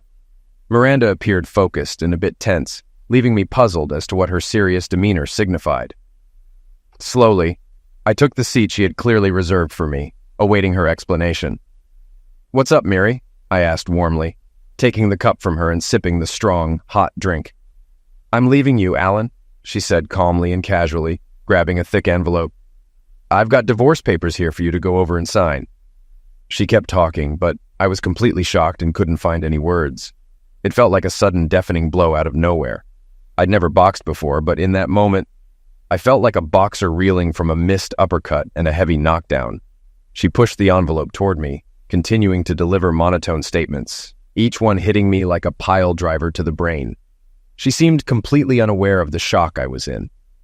"All the divorce terms are spelled out in these papers. I'm not asking for anything from you. You can do whatever you want with my things here. Our savings are split, bills paid up to today, and I've canceled all joint credit cards. I've updated my address with everyone who needs to know. You can get more details from your lawyer. If you need anything from me, only contact me through my lawyer." Taking a breath, Miranda carried on in her usual dispassionate, businesslike tone. "I also obtained a restraining order because I don't want any further contact with you once I leave. It's in this envelope as well. Additionally, I've changed my phone number and email address, and all my previous accounts are closed." She didn't anticipate a response from me, and I couldn't manage to say anything. I just sat there, silent and motionless, staring blankly at her across the table. The coffee in front of me, barely touched, emitted a faint wisp of steam as it cooled. "Please," she cautioned, tapping her well-manicured, glossy nail on the tabletop. "Don't try to involve the children by extracting information from them. They're aware of what's going on and won't assist you. The same goes for my parents." Miranda, no longer indifferent or preoccupied with her hands, finally directed her cold gaze straight into my eyes. "I know you'll want answers, Alan, so I'll just say it. I've been with Dan for the past 13 years, and now I intend to make him my real full-time partner. I loved you, Alan. I just love Dan more. He's endured and waited long enough to deserve me. So today I'm ending things with you, and now I'll belong to him alone. That's all. Goodbye, Alan." Miranda concluded her speech, stood, and made her way to the exit. It wasn't until she picked up the bag by the door and opened it that I found my voice, managing to croak out just one word. "Why?" Still devoid of emotion, she paused, turned to meet my gaze, and uttered only 2 words. "Sandy Thompson." With that, she stepped over the threshold, slamming the door behind her. In the ensuing silence, all I heard were the faint clicks of her shoes, the muffled thud of a car door, and the gradually fading roar of an engine as she drove away, disappearing into the distance. That marked the last time I saw or spoke to Miranda for the next 16 months. At work, Dan Roberts was like a father figure to me, my closest friend for the past 18 years. Miri and Dan's wife, Lisa, had bonded during their pregnancies, both being close in age, Lisa at 22 and Miri just over 18. Additionally, their daughter Cassie was born a day after our twins, a coincidence that seemed like fate. This initial connection blossomed into a deep friendship, making our families practically inseparable. We spent weekends together, living just 2 blocks apart until our falling out. The moment that brought the twins into our lives occurred while both Miranda and I were in college. Miri had always aspired to study business or business management, while I pursued mathematics with the help of a partial scholarship, also playing on the college baseball team. At that time, I hadn't yet determined my future path. However, everything changed when Miri informed me of her pregnancy, necessitating that I set aside my aspirations and find employment to support our growing family. Our parents were incredibly supportive, taking charge of arranging and financing our wedding. Within 2 months, I became the sole focus of my parents' attention as their only child. They had welcomed me into the world later in life, approaching their 40s, and considered me a precious blessing after years of longing for a child. Miri had an older brother, Tom, who was 10 years her senior. Their familial bond was distant, as Tom left for college when Miri was just 8 years old, rarely returning home thereafter. Tragically, Tom passed away in a peculiar car accident shortly after graduating from college. This event prompted Miranda's parents to shift their focus entirely to their only remaining child, mirroring the devotion my own parents had shown to me. As a wedding present, my parents officially handed over the deeds to our longtime family residence, as they themselves prepared to relocate further south. With retirement on the horizon, I secured a position selling insurance policies at a local firm, quickly acclimating to the industry and feeling right at home. While the starting salary for a new agent was modest, lucrative commissions from successful deals had the potential to nearly double my earnings, albeit at the cost of long hours, typically 12-hour days and occasional weekends. In the months leading up to the twins' arrival, Miri took on a part-time role as a secretary at an office, aiming to further her education while balancing her studies online. It was during this time that her parents' support proved invaluable, as they stepped in to help care for the newborns and eagerly visited to spend time with their grandchildren whenever possible. Tragedy struck 3 years later with the incident involving Sandy Thompson. Despite the challenges, I found success in my career, and my company nominated me for Salesperson of the Year for the North Carolina region. Our small yet growing company, which had recently become a market leader and was later acquired by a national corporation, believed in my potential. Along with a $2,500 bonus, I was awarded an all-expenses-paid trip to Washington, D.C., headquarters for a gala ceremony and dinner where the year's top seller would be announced, followed by 2 additional days to enjoy at leisure. For Miri and me, it marked our first time leaving the city together without the twins, and we were eagerly anticipating the trip. However, 2 days before our departure, everything unraveled. Firstly, Luke was diagnosed with whooping cough, followed by Kelly falling ill the next day. Despite the setback, my presence at the ceremony was mandatory. With a heavy heart, Miri bid me farewell on Friday morning, urging me to try and enjoy the next few days. Arriving an hour before the gala commenced, I checked in and informed them that I would be attending solo. After grooming and donning my rented tuxedo, I descended into the grand hall and located my seat, finding myself beside Sandy Thompson from our Little Rock office. While most attendees were in their 30s or older, Sandy was only a year my senior. At 21, this was her first full year with the company. Prior to this event, my experience with drinks was limited to a few beers, but the open bar at the dinner offered wine.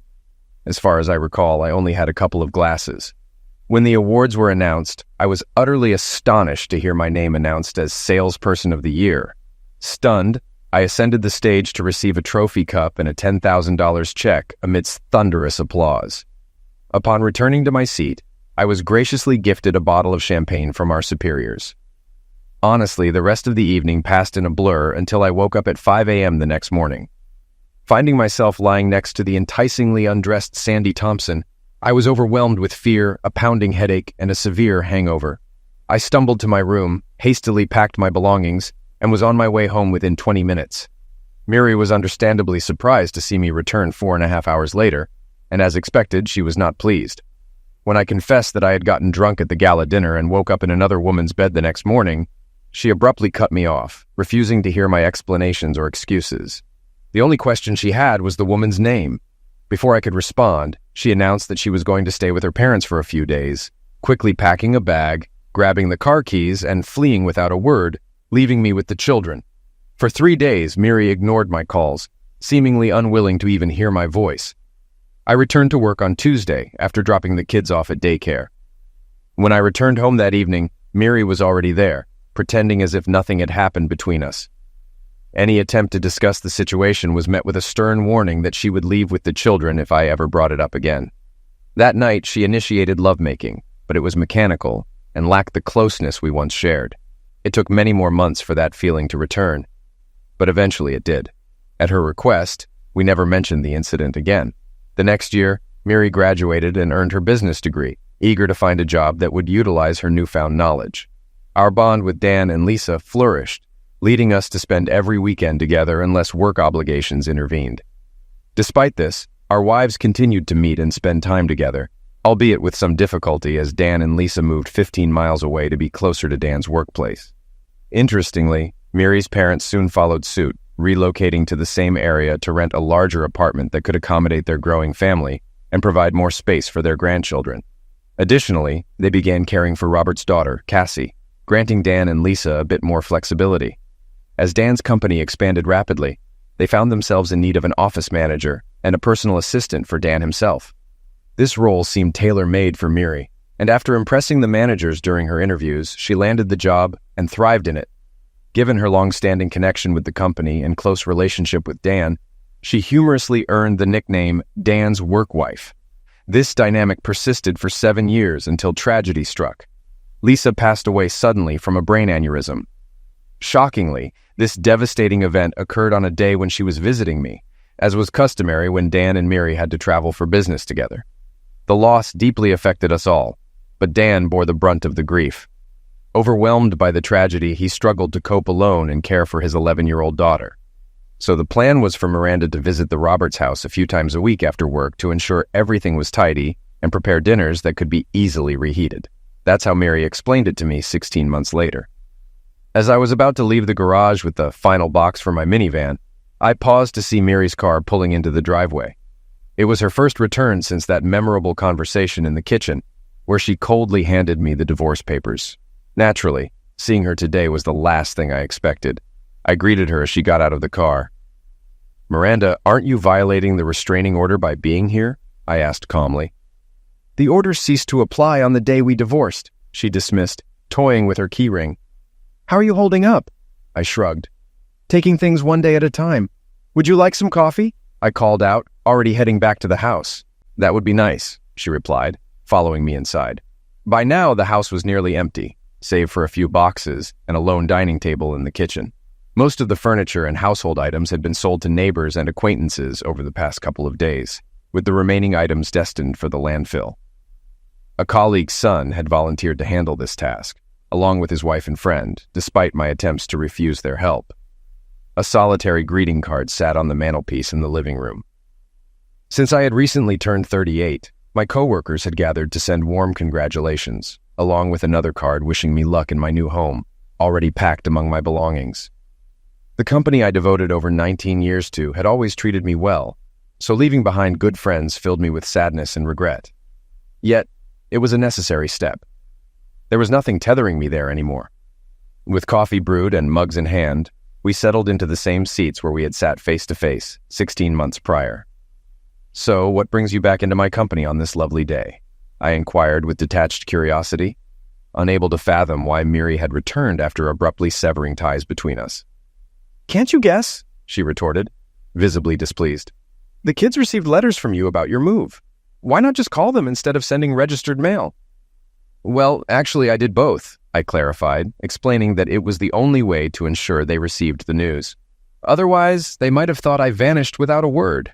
I chuckled, then corrected myself. "Actually, I reached out to Kelly. I can't call Luke." "Why not?" Miri asked, puzzled. "I don't have his number," I sighed. "The truth is, the kids don't want to stay in touch with me," I admitted, noticing her skeptical expression. "I'll just have to prove to my ex-wife how our kids really feel," I added, grabbing my phone from the table and dialing Kelly's number on speaker. After 10 long beeps, it went to voicemail. I ended the call and looked at Miri. "Couldn't you try calling her? Would you mind? Kelly might just be busy," she replied, making excuses but still retrieving her phone and dialing our daughter's number, putting it on speaker. Interestingly, her call was promptly answered after the second ring. "Hi, Mom. How's it going?" Kelly's cheerful voice greeted. "I'm good, honey. What are you up to?" "Well, right now, Cassie and I are just hanging out. We have a party later, so we're just lounging around conserving energy," my daughter responded with a chuckle and a hint of laziness. "Have you heard anything from your father?" Miri asked, glancing at me with a meaningful raised eyebrow. "Yeah, I spoke to him last night. He said he talked to you and promised he'd pick up Cassie and me today. Yeah, in about 10 minutes. I think he's going to grab Luke later, too, before we all head to the party," Kelly chirped. My heart sank at the sound of my daughter calling him Dad. Miri, always perceptive, noticed how much that thoughtless comment from Kelly stung me. Clenching my fists, I leaned back in my chair and stared blankly at the ceiling. "You mean Dan?"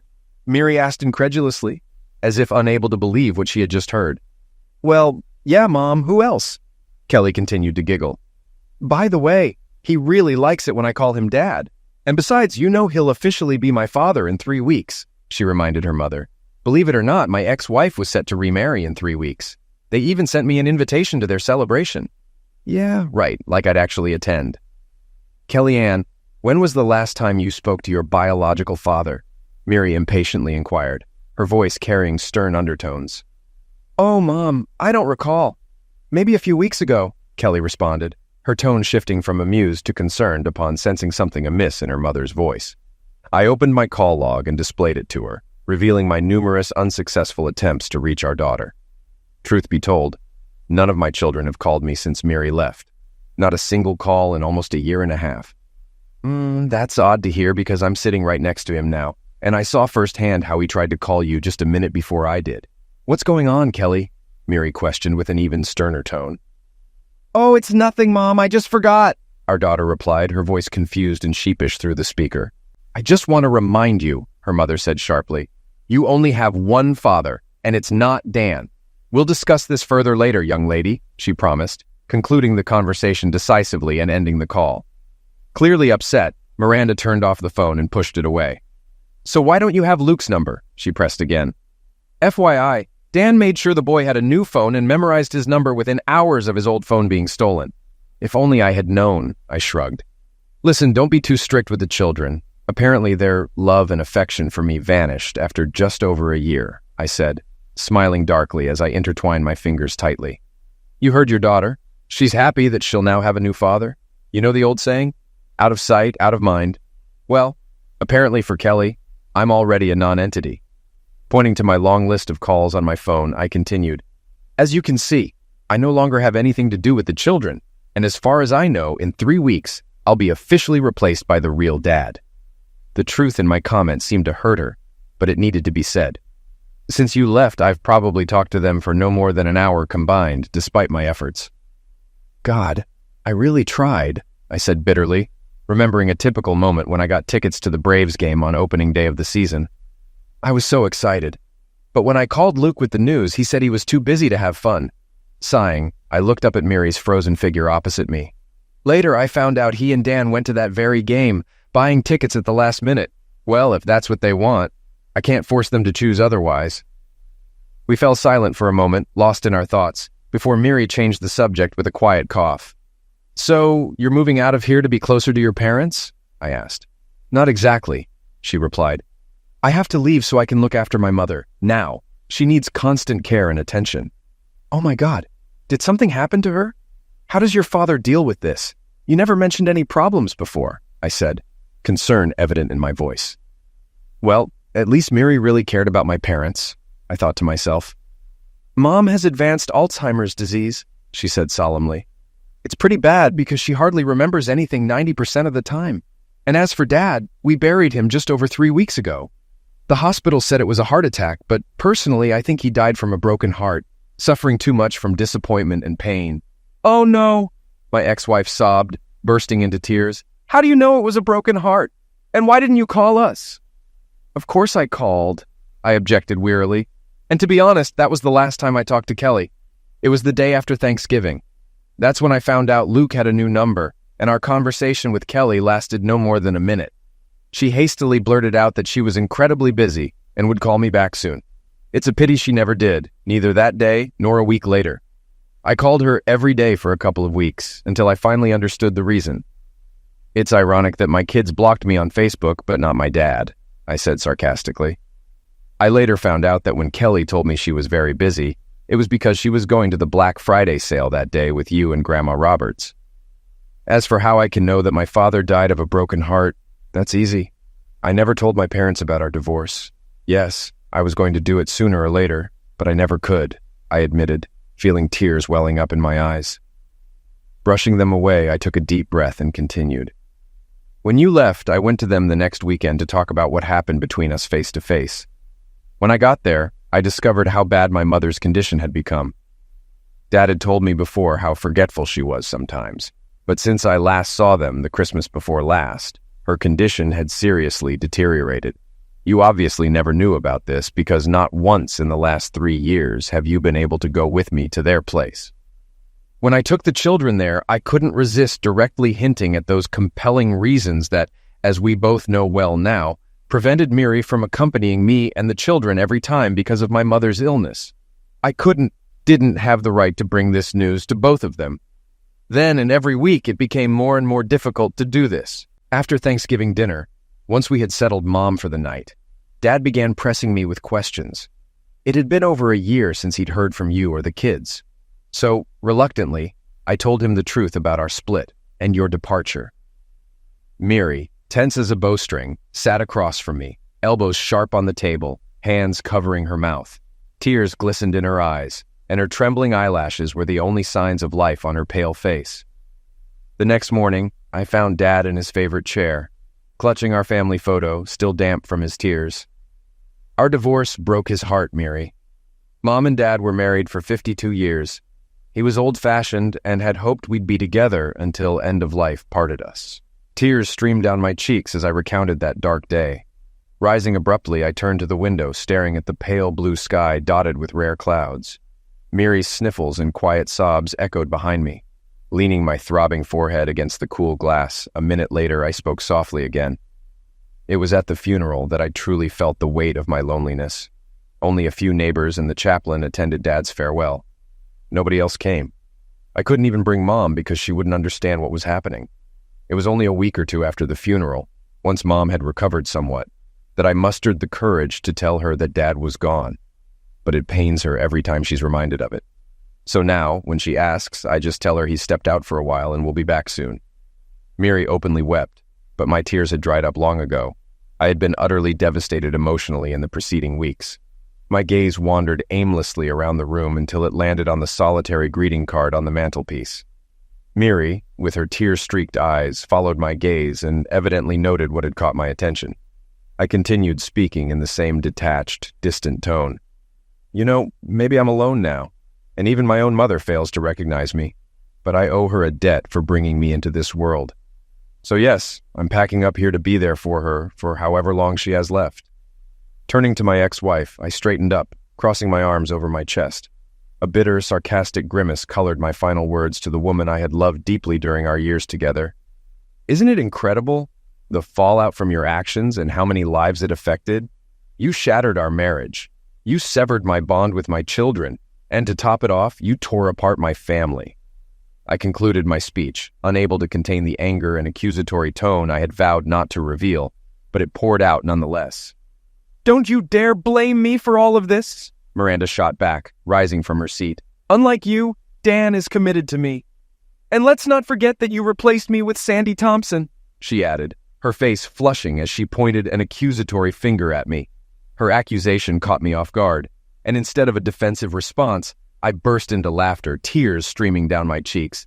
"Absolutely," I replied, barely catching my breath. "Let's not overlook Sandy Thompson, the reason you spent over 15 years meticulously plotting your revenge."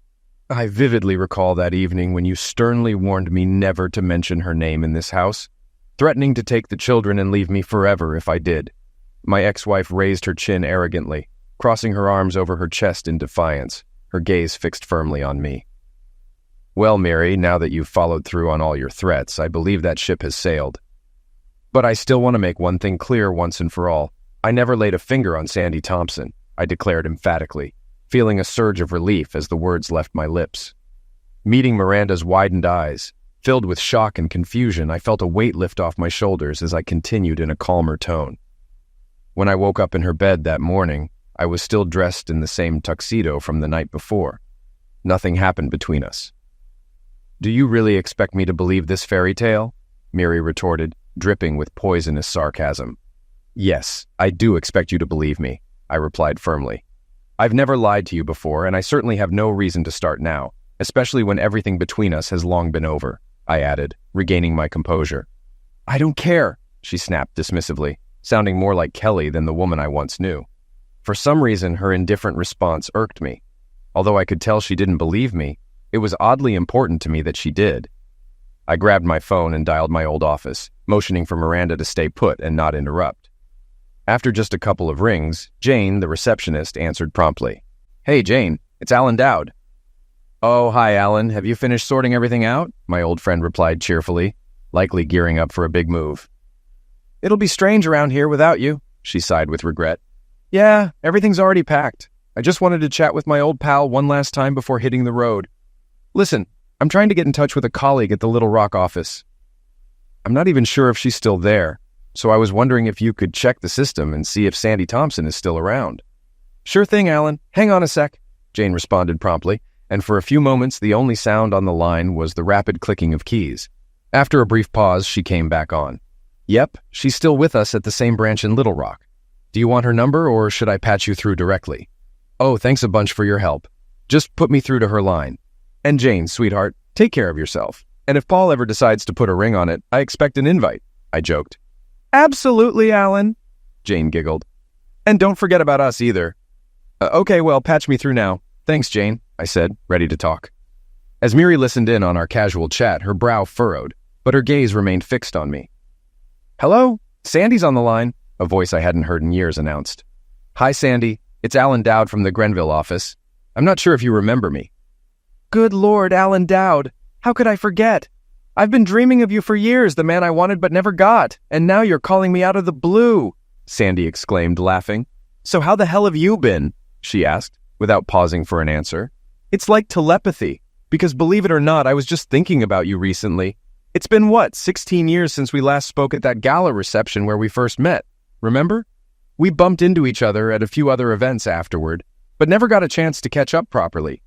But you know how hectic those crowded gatherings, important meetings, and all the other fuss can be." "Of course, I remember our first encounter in Washington," I interjected. "Actually, it's been 17 years, I corrected with a chuckle. Though besides the award ceremony itself, that night's a bit of a blur for me." "Oh, Alan, you were a riot that evening," Sandy reminisced, her voice filled with laughter. "What do you remember?" she asked, still chuckling. "Well, after my clumsy thank you speech, I remember leaving the stage, and then I think we were still sipping champagne at the table. But after that, it's all a bit fuzzy. It was probably the first and last time I got that drunk," I admitted, feeling a bit embarrassed. Sandy's hearty laughter echoed through the phone. "Oh, you were quite the character by the end of the night, though honestly, compared to some others, you didn't drink that much," she teased. "Well, if you want honesty, Alan, I'll give it to you straight," she continued, her voice sly. "Go on, Miss Thompson, lay it on me," I replied, ready for her frankness. "It's quite amusing," I chimed in with my former colleague. "I have to confess, I had my eye on you that evening, even though I knew I had some serious competition from all the single ladies gathered there." "Oh, absolutely," Sandy chuckled. "You were like a tall, dark, handsome magnet drawing all the attention. It was like watching bees buzzing around a pot of honey." Sandy's infectious laughter made me join in, though I couldn't help but sneak a glance at Miri, who listened to Sandy's reminiscences with pursed lips, her expression turning sour when Sandy mentioned dragging me onto the dance floor. "Then, quite accidentally, I swear, I placed my hand, below and felt how, firm and substantial you were," Sandy continued, laughing. "Phew, things were heating up, weren't they?" "Haha, yeah, I nearly keeled over from that," I chuckled. Although being called Miri all evening was a bit awkward, it did show me how devoted you were to your wife. By around 11, you were muttering "Miri, dear" again, and then simply passed out in your chair. When the party wrapped up after midnight and everyone retired to their rooms, you were still there in the hallway. "So I enlisted the help of the night porter to get you to bed," Sandy recounted. "I certainly didn't recall all of that," I remarked, listening intently to Sandy's account of that pivotal night, which marked the beginning of the end for Miranda and me. The tricky part was, no one knew which room you were assigned, and the hotel computers were offline for a scheduled update or something. I didn't delve too deeply into it. Long story short, the only logical solution at the time was to bring you to my room. And let me tell you, it was no easy feat moving a guy your size, especially when you were barely conscious, Sandy explained, with a pause on the line. There was some rustling on the other end of the line, then Sandy spoke again. "Sorry about that. I took a couple of sips of water. All these memories have made me a bit feverish and parched," she confessed with a laugh. "So where did I leave off?" "Ah, right there. Well, I have to confess, at that moment, I was feeling a bit mischievous," she admitted, her voice tinged with embarrassment. "I mentioned earlier how I accidentally, felt your, manhood when the receptionist and I were maneuvering you onto the bed. It was just a fleeting touch, but I immediately realized that you were not only tall, but also quite well endowed, if you catch my drift." She chuckled nervously into the phone. "Unfortunately, you nearly passed out as we were getting you into the room, and then you just collapsed on the bed muttering something unintelligible." "You know, even though I was tempted," Sandy sighed, "I couldn't bring myself to do anything with someone who was practically unconscious. It just seemed wrong and against my principles." Nevertheless, I was a bit tipsy myself that night and feeling rather, well, aroused. So I decided to undress and lie down next to you, hoping that when you woke up and saw me, it might spark something between us. She sighed involuntarily once more. But clearly my little ploy didn't work, because when I woke up in the morning, you were already gone. And despite my inquiries, no one had seen you for the rest of the weekend. So all I can say, Alan, is that your wife must be a very fortunate woman. Miri, her eyes widening in shock, covered her mouth with both hands as the gravity of her actions hit her like a thunderbolt. I must admit, at that moment, I felt no sympathy for my ex-wife, as her own rash decisions and arrogance were the root cause of our marriage's downfall. The subsequent calculated planning and years of scheming aimed solely at getting revenge on me only served to reinforce this belief. It was clear to me that I never truly knew the real Miri. "Oh, about that," I replied.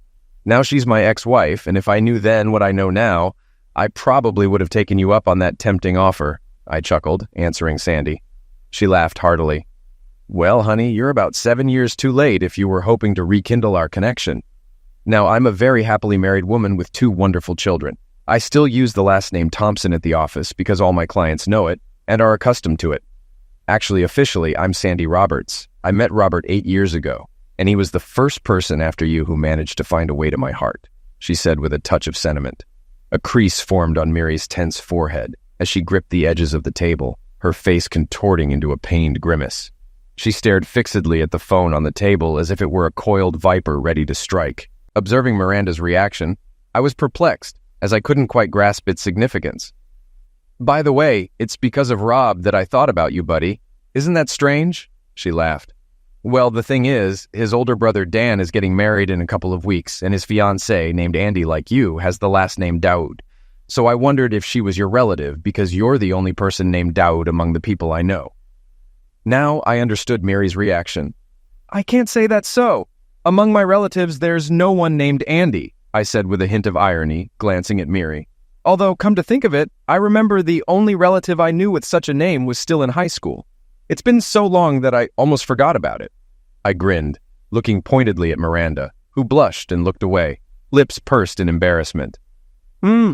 I really didn't know the real her anymore, but no one would mistake Andy for a guy now. She's gorgeous. She has amazing children, Kelly and Luke, who are now in college. Kelly and Dan's daughter Cassie are best friends and share a room in Florida. They were both bridesmaids in my wedding, and Luke was Rob's usher. He did a great job preparing the ceremony and entertaining the guests, I reminisced. Yes, a great guy, let me tell you. Sandy's last words made me ponder. As I mechanically assented to her, her tone grew more serious, and she began speaking more quietly. Actually, Alan, to be honest, I don't think they should get married because even if they go through with it, their marriage is doomed from the start. I was surprised. Why do you think so? What could stop them since they've been together for so long? Miri, being directly involved, was even more astonished than I was. Her eyebrows shot up, mouth agape as she leaned forward tensely. Lord, Alan, because they're both serial cheaters. I mean, Dan also cheated on his first wife, Lisa, with Andy. I don't know how or why he did it, much less why he did it. Lisa, I assure you, was also stunning, although I never actually met her. I saw her photographs. Anyway, Andy and I had a frank conversation about this one day, and she told me that her husband and children understand that she has a husband at work and a husband at home. She explained how she divided her time between the two of them, while her husband at home had a similar arrangement with a woman he worked with. Can you imagine such a relationship? Yeah, I muttered, unsuccessfully trying to catch Miranda's stubbornly elusive gaze, as she avoided looking into my eyes.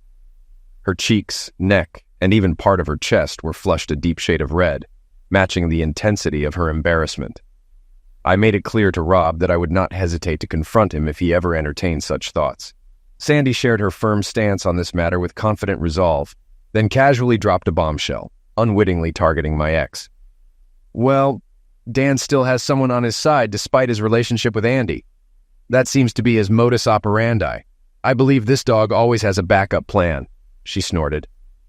His current girlfriend's name is Tilly, and he sees her every time he's in Chicago, according to what Rob told me. Apparently, he arranges these business trips specifically to visit her every couple of weeks. Observing Miri's reaction, I noticed her complexion shift from bright red to first pale, then even a hint of green. Leaning on the table, she silently struggled for air, seeming on the brink of vomiting right then and there. Sandy continued to enthusiastically relay the latest updates from my former inner circle. Damn, I doubt they would have tied the knot if his bosses hadn't insisted he marry Andy after her ex sued the company following their divorce. Can you believe it, Alan? Her husband at home had a completely different take on their relationship and wouldn't tolerate the chaos. Some men still have integrity, huh? Rob confided that the company had to cough up a hefty sum to settle the matter. $100,000. Just great, I thought to myself. And on top of that, they gave Dan an ultimatum. He has to clean up the mess or they'll kick him out. What do you think? Not exactly the ideal foundation for starting a life together, is it? Continue cheating on your bride while staring down the barrel of a loaded weapon. Miri sprang up, knocking over a chair as she stumbled into the bathroom, where seconds later, I heard her retching. I couldn't blame her. After today's revelations, her carefully constructed world had been shattered and literally flushed down the drain. The Dan she believed to be honest, loving, and faithful turned out to be a fraud. But thankfully, that was no longer my concern. I conversed with Sandy for a few more minutes, during which she affectionately shared stories about her children and inquired about my plans. I informed her that based on my former company's recommendation, I was applying for a position at an insurance branch near my mother's house. Instead of the usual insurance sales, the job involved investigating suspicious insurance cases, an intriguing and fresh challenge for me. While the pay wouldn't match my previous earnings, it would still comfortably meet my needs. Additionally, the new role came with a personal office and assistant, signaling a positive step forward in my career.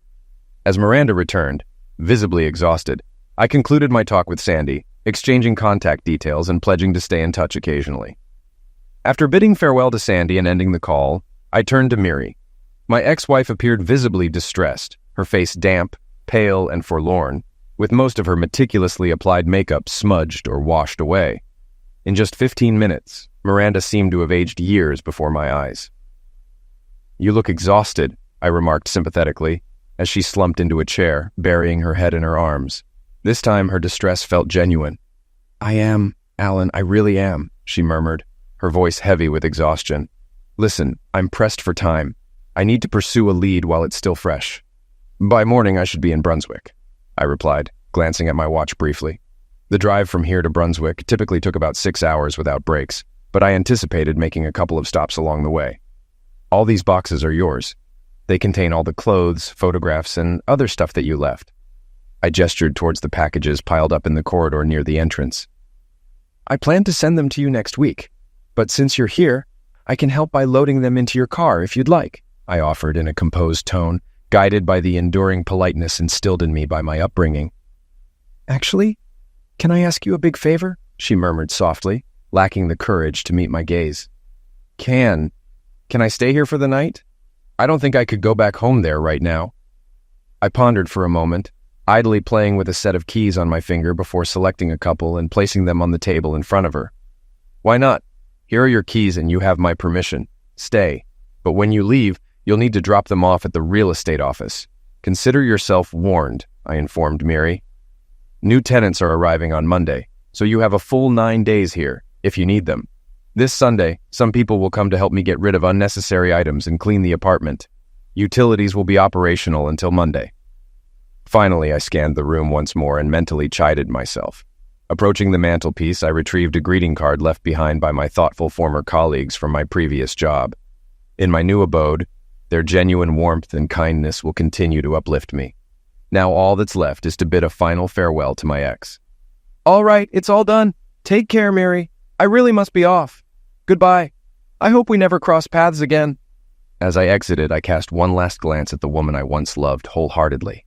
All that lingers in my mind is the image of a broken figure, shoulders slumped at the table, overcome with painful sobs. Story 4. Jackson Jacks. Morgan stood at the kitchen counter, a steaming mug of coffee in his hand and a smile on his face. The Atlanta morning sun streamed through the window, catching the sparkle of Alyssa's engagement ring as she moved about the kitchen. "Only 3 more weeks," Jack said, his voice tinged with excitement. Alyssa turned, her blonde hair swaying as she met his gaze. "I can't believe it's almost here," she replied, her smile not quite reaching her eyes. Jax didn't notice the slight tension in her posture as he gulped down his coffee.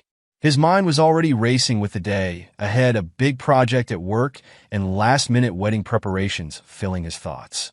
"I've got to run," he said, planting a quick kiss on Alyssa's cheek. "See you tonight for dinner?" She nodded, watching as he grabbed his briefcase and headed out the door. As Jax navigated the morning traffic, his phone buzzed. A text from his younger brother, Derek. "Hey bro, we still on for lunch?" Jax sighed, a mix of affection and exasperation washing over him. Derek, always needing something, but he was family, and Jax felt that familiar pull of responsibility. "Sure," he texted back. "Usual place at 12:30. The morning flew by in a flurry of meetings and phone calls. Before he knew it, Jax was sliding into a booth across from Derek at their favorite diner. "So," Derek began, flashing his trademark charismatic grin, "how's the wedding planning going?" Jax couldn't help but smile. "It's good. Busy, but good. Alyssa's got most of it under control." "That's great," Derek replied, his eyes darting to his phone. "Listen, I hate to ask, but I'm in a bit of a bind." And there it was. Jax felt his shoulders tense as Derek launched into a convoluted story about a missed sales quota and a potential eviction. It always came down to money with Derek. "How much?" Jax asked, cutting to the chase. Derek had the decency to look sheepish. $2,000? Just until my next commission check comes in, I swear." Jax rubbed his temples, feeling a headache coming on. "Derek, you're 30 years old. When are you going to get your act together?" I know, Derek said, holding up his hands. "I'm working on it. This is the last time, I promise." It was a promise Jax had heard before, but he found himself reaching for his checkbook anyway. Family was family, after all. As he wrote out the check, Jax missed the flash of guilt that crossed Derek's face. The next few weeks passed in a blur of work and wedding preparations. Before Jax knew it, the night of their engagement party had arrived. The backyard of their parents' suburban home was transformed, twinkling lights strung between trees and the smell of barbecue filling the air. Jack stood near the makeshift bar, watching as Alyssa mingled with guests. "She's quite a catch," his father Royce said, clapping him on the shoulder. "You did good, son." Jack smiled, pride swelling in his chest. "Thanks, Dad." His mother, Carla, bustled over, pulling him into a tight hug. "Oh, my baby boy, all grown up and getting married." "Mom," Jax protested, but there was no real annoyance in his tone. He loved his parents, even if they could be a bit overbearing at times. The night wore on, filled with laughter and congratulations. As the party began to wind down, Derek clinked his glass, calling for everyone's attention. "If I could have a moment," he said, his voice carrying across the yard. "I'd like to say a few words about my big brother and his beautiful fiancée." Jax felt Alyssa tense beside him as Derek began to speak, but he was too caught up in the moment to notice. "Jax has always been there for me," Derek continued, his voice thick with emotion. "Through thick and thin, he's had my back. And now he's found someone who complements him perfectly." He raised his glass towards Alyssa. "To Jax and Alyssa, may your love only grow stronger with each passing day." The guests cheered, and Jax pulled Derek into a fierce hug. "Thanks, little brother," he whispered. As they embraced, Jax missed the quick, loaded glance that passed between Derek and Alyssa. The days that followed were a whirlwind of final wedding preparations. Jax threw himself into his work, eager to wrap up a big project before taking time off for the honeymoon. It was late one night, nearly midnight, when Jax's phone buzzed with a message from an unknown number. Curiosity piqued, he opened it. His world shattered. There on the screen were photos and a video. Alyssa and Derek, tangled together in various states of undress. The timestamp showed they were recent, some from just days ago. Jax felt like he was going to be sick. His hands shook as he scrolled through the images, each one driving the knife deeper into his heart. He didn't sleep that night, his mind racing with questions and accusations. When morning came, he was waiting in the kitchen when Alyssa emerged, bleary-eyed and yawning. "We need to talk," Jack said, his voice cold and flat. Alyssa froze, sensing the change in his demeanor. "What's wrong?" Without a word, Jack slid his phone across the counter. Alyssa's face drained of color as she saw what was on the screen. "Jax, I can explain," she began, but he cut her off. "Explain what?" he snapped. "How you've been sleeping with my brother. How you've both been lying to my face." "It's not what it looks like," Alyssa pleaded, tears welling in her eyes. "Those photos, they must be fake. Someone's trying to break us up." Jax laughed, a harsh, bitter sound. "Don't insult my intelligence, Alyssa. I know what I'm looking at." The argument that followed was explosive. Accusations flew back and forth, voices raised until they were both hoarse. Finally, Alyssa crumpled, sinking to the floor as sobs racked her body. "I'm sorry," she whispered. "I'm so sorry." Jack stood over her, his anger giving way to a deep, aching pain. "How long?" he asked, his voice barely audible. Alyssa looked up, her makeup streaked down her face. 6 months, she admitted. The confession hit Jax like a physical blow. 6 months. Half a year of lies and betrayal. "There's more," Alyssa said, her voice trembling. I'm pregnant." Jax felt the room spin. He gripped the counter to steady himself. "Is it mine?" he asked, already knowing the answer. Alyssa shook her head. "I don't know," she whispered. "It could be yours or Derek's." In that moment, Jax felt something inside him break. The future he had imagined, the life he had been building, crumbled to dust. "Get out," he said, his voice devoid of emotion. "Pack your things and get out of my house." Alyssa tried to reach for him, but he recoiled from her touch. "Jax, please, we're done," he said, finality in his tone. "The wedding is off. I never want to see you again." As Alyssa retreated to the bedroom, sobbing, Jax's thoughts turned to Derek, his own brother. The betrayal cut deep, leaving a wound he wasn't sure would ever heal. With shaking hands, he dialed his parents' number. When his mother answered, he could barely get the words out. "Mom," he choked, "I need to talk to Dad. It's about Derek." An hour later, Jack stood in his parents' living room, pacing like a caged animal. When the front door opened and Derek sauntered in, Jack saw red. "Hey, what's the emergency?" Derek's words were cut off as Jax's fist connected with his jaw. "You son of a bitch," Jax growled, grabbing Derek by the shirt and slamming him against the wall. "How could you?" Derek's initial shock gave way to a smug grin, even as blood trickled from his split lip.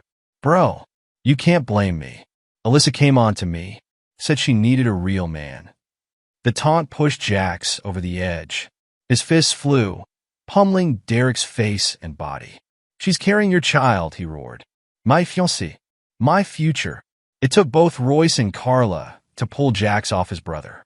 Derek slumped to the floor, his face a mess of blood and forming bruises. "Boys, stop this," Carla cried, her voice shrill with panic. "We're family." Royce stepped between his sons, his face ashen. "What in God's name is going on here?" Through gasps and sobs, the story came out. Carla collapsed onto the couch, while Royce stood silent, disbelief etched on his face. "Jax," Royce finally said, his voice heavy with disappointment, "violence is never the answer. We need to sit down and talk this through as a family." Jax stared at his father in disbelief. "Talk it through? Are you serious?" "Your brother made a mistake," Carla interjected, her voice pleading. "But he's still family. We can work this out." Jax looked from his mother to his father, then to Derek, who was being tended to by Carla. The realization hit him like a ton of bricks. They were going to forgive Derek. Again, just like they always did. "No," Jack said, his voice cold and final. "Not this time. He's not my brother anymore.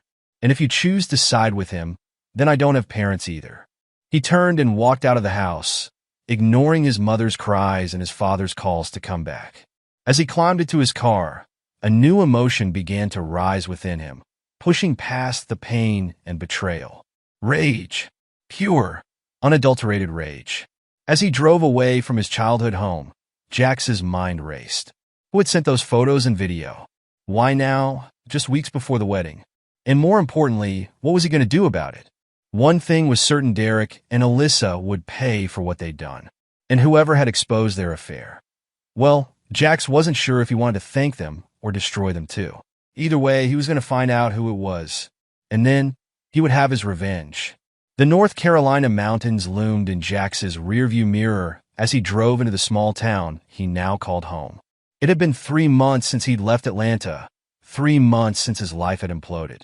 The rage that had driven him here had cooled to a simmering anger, but it still burned within him, fueling his every move. Jax pulled into the driveway of the modest cabin he'd rented. As he stepped out of the car, his phone buzzed. Another missed call from his mother. He ignored it, just as he had ignored the dozens before it. Inside, Jax booted up his laptop and opened his work emails. The remote engineering contracts he'd taken on provided a steady income and, more importantly, the solitude he craved. No office politics, no small talk, no reminders of his old life. As he scrolled through his inbox, a new email caught his eye. The subject line read, "Derek Morgan, confidential information." Jax's heart raced as he opened the email. It contained detailed records of Derek's work transactions, including several deals that had been suspiciously inflated. The sender was anonymous, but the message was clear. This was ammunition. A cold smile spread across Jax's face. "Got you, little brother," he muttered. Over the next few days, Jax meticulously went through the information, verifying its authenticity. Once he was certain, he created an anonymous email account and composed a message to Derek's company's HR department and board of directors. His finger hovered over the send button. Was he really going to do this? Destroy his brother's career? The memory of Derek's smug face, taunting him about Alyssa, flashed through his mind. Without further hesitation, Jax hit send. The fallout was swift and devastating. Within a week, news reached Jax through old contacts that Derek had been fired, his reputation in tatters. Jax allowed himself a moment of satisfaction, but it was fleeting. This was just the beginning. As the weeks passed, Jax's focus shifted. The question that had nagged at him since that fateful night resurfaced. Who had sent him those photos and video? He began to obsess over it, spending hours each night going through old contacts, cross-referencing numbers, and reaching out to former friends for any leads. One evening, as Jax was poring over his notes, a name jumped out at him. Maya Thompson, Derek's ex-girlfriend, the one he dumped for Alyssa years ago. Could it be? Jax wondered aloud. He found Maya's contact information and, after a moment's hesitation, sent her a text. "Maya, it's Jax Morgan. I know it's been a while, but I was hoping we could meet for coffee. There's something I'd like to discuss." To his surprise, Maya responded almost immediately. "Jax, it's been ages. Sure, I'd love to catch up. How about tomorrow at 2 p.m. at the Bluebird Cafe?" The next day, Jax found himself sitting across from Maya in a quaint coffee shop. She looked much the same as he remembered: dark hair, piercing eyes, and a smile that didn't quite reach those eyes. "So, Jax," Maya said, stirring her latte, "what brings you to this neck of the woods? Last I heard, you were getting married in Atlanta." Jax's jaw clenched. "Plans change," he said curtly. Maya's eyebrow arched. "Oh, do tell." Jax studied her face, looking for any sign that she might already know the story. "It's a long, ugly tale," he said, "but I'm more interested in hearing what you've been up to. Still in marketing?" Maya nodded. "Yep, just got promoted to executive level." She paused, a sly smile playing on her lips. "I heard about Derek's troubles. Such a shame." The casual way she mentioned it set off alarm bells in Jax's mind. He leaned forward, his voice low. "Maya, I have to ask, did you have anything to do with what happened?" Maya's smile widened, but she didn't answer directly. Instead, she said, "You know, Jax, there's an old saying, what goes around comes around. Derek made a lot of enemies over the years. It was only a matter of time before it caught up with him." Jax felt a chill run down his spine. The knowing look in Maya's eyes, the subtle smirk, she knew more than she was letting on. But before he could press further, Maya changed the subject, steering the conversation to safer topics. As they parted ways, Maya's words echoed in Jax's mind. He was more convinced than ever that she was involved somehow, but he needed proof. Back at his cabin, Jax's phone rang. It was Alyssa. He stared at the screen, his thumb hovering over the decline button. After a moment's hesitation, he answered. "What do you want, Alyssa?" he said, his voice cold. "Jax, please." Alyssa's voice was desperate. "I know I'm the last person you want to hear from, but I need your help." Jax laughed bitterly. "My help? Are you serious? Please, just hear me out," Alyssa pleaded. "I'm in my 3rd trimester now, and Derek, he's completely abandoned me.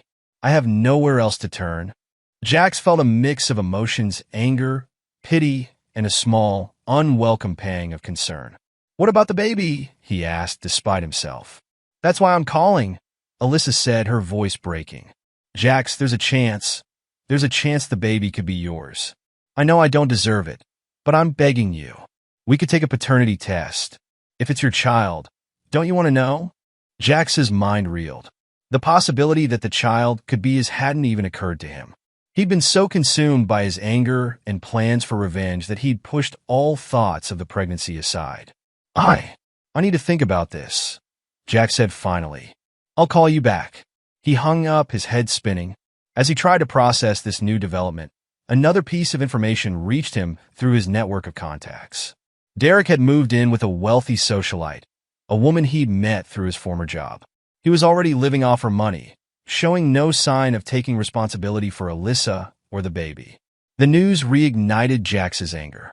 Derek was still the same selfish, irresponsible person he'd always been.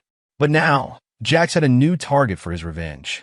Over the next few days, Jax gathered information on Derek's new living situation. He learned the socialite's name, Vivian Carlisle, and her address in an upscale Atlanta neighborhood. An idea began to form in his mind. Jax picked up his phone and dialed Derek's number. It went to voicemail. "Derek, it's Jax," he said, forcing his voice to sound conciliatory. "Look, I know things have been difficult between us, but you're still my brother. I think it's time we talk, try to work things out. Give me a call when you get this." He hung up, a grim smile on his face. The bait was set. Now he just had to wait for Derek to bite. It didn't take long. The next day, Jax's phone rang. Derek's name flashed on the screen. "Hey, big brother," Derek's voice was cautious. "I got your message. Are you serious about talking?" Jax swallowed his disgust. "Yeah, I am. I've had some time to think, and, well, we're family, right? Why don't we meet up, have a drink, try to sort this mess out?" He could hear the relief in Derek's voice. "That sounds great, Jax. Really great. When and where?" "How about next Friday? There's a bar downtown called the Rusty Nail. Say, 8 p.m. "I'll be there," Derek said quickly. "And Jax, thanks for reaching out. It means a lot." As Jax ended the call, he felt a twinge of something: regret? Guilt? He pushed it aside. Derek had made his choices. Now he had to live with the consequences. The week leading up to the meeting dragged on. Jax spent his days working, his nights planning. He reached out to several of Derek's old colleagues and family friends, casually mentioning that he and Derek would be at the Rusty Nail on Friday night, trying to patch things up. He knew word would spread. Finally, Friday night arrived. Jax arrived at the bar early, securing a table with a clear view of the entrance. He nursed a whiskey, his stomach churning with a mix of anticipation and dread. At 8:05, Derek walked in. He looked thinner, Jax noticed, and there were dark circles under his eyes. For a moment, Jax felt a flicker of the old brotherly concern. Then he remembered why they were here, and his resolve hardened. "Jax," Derek said, sliding into the seat across from him. "It's good to see you." Jax nodded, not trusting himself to speak just yet. He gestured to the bartender for another round. "So," Derek said, fidgeting with his napkin, "how have you been?" Jax took a deep breath. "Cut the small talk, Derek. We both know why we're here." Derek's face fell. "Jax, I know I messed up badly, but I want to make things right. Tell me how I can fix this." Jax laughed, a harsh, bitter sound. "Fix this? You think you can fix this?" His voice rose, drawing the attention of nearby patrons. "You slept with my fiancée, Derek. You got her pregnant. You destroyed my life. And for what? A cheap thrill?" Derek's eyes widened as he realized this wasn't the reconciliation he'd hoped for. "Jax, please keep your voice down," but Jax was just getting started. He laid out every betrayal, Every lie, every time Derek had let him down. As he spoke, he noticed familiar faces entering the bar, Derek's former colleagues, family friends. Just as he'd planned. And now, Jack said, his voice dripping with contempt, you're shacked up with some rich woman, mooching off her money while Alyssa struggles alone with your child. You're pathetic, Derek. You always have been. Derek stood up, his face red with shame and anger. You set me up, he hissed. You never wanted to make peace. You just wanted to humiliate me. No, Derek, Jack said calmly. You humiliated yourself? I'm just making sure everyone knows who you really are. As Derek stormed out of the bar, Jax caught the shocked and disgusted looks on the faces of the onlookers. He knew that by morning, Derek's reputation would be in tatters once again. The next day, Jax met Maya for coffee again. This time, he was direct. It was you, wasn't it? He said without preamble. You sent me those photos and videos of Derek and Alyssa. Maya didn't deny it. Instead, she smiled a cold, satisfied expression. Derek ruined my life when he left me for Alyssa, she said. I've been waiting years for the right moment to return the favor. When I found out about their affair, I knew it was time. Jax felt a strange mix of gratitude and unease. Why didn't you tell me it was you before? Maya shrugged. I wanted to see what you'd do with the information. I have to say, I'm impressed. You've dismantled Derek's life quite thoroughly. As they talked, Jax realized that he and Maya shared a common goal, seeing Derek pay for his actions. It was a cold comfort, but a comfort nonetheless. The weeks that followed were a blur. Jax received the paternity test results. The baby wasn't his. He cut all ties with Alyssa, blocking her number and email. Derek, unemployed and newly single, Vivian had kicked him out after learning the full story, seemed to be drifting from one failed scheme to another. Jax threw himself into his work, taking on more challenging projects. He moved to a larger apartment in the city, slowly rebuilding his life on his own terms. One evening, as he stood in his new office, looking out over the city skyline, Jax felt something he hadn't experienced in months' peace. The anger that had driven him for so long was still there, but it no longer consumed him. He thought about Derek and Alyssa, about the baby that would grow up in the middle of this mess. For a moment, he felt a pang of regret for the scorched earth approach he'd taken.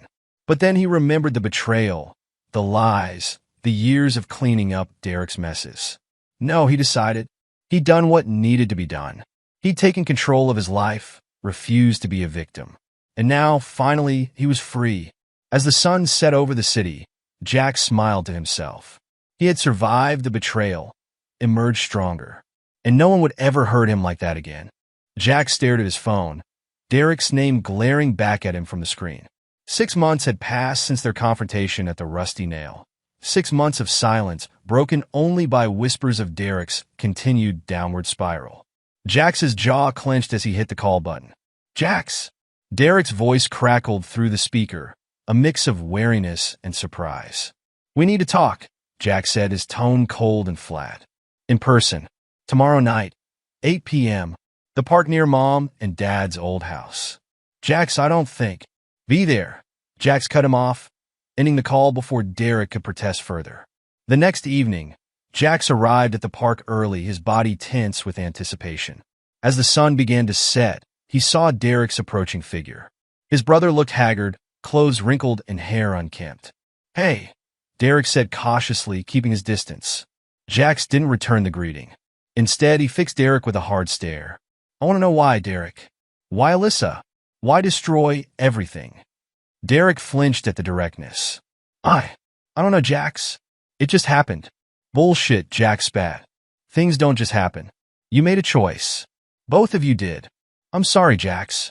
I know it doesn't change anything, but I am truly, deeply sorry, Derek pleaded. Jax laughed bitterly. You're right. It doesn't change a damn thing. He leaned forward, his voice low and menacing.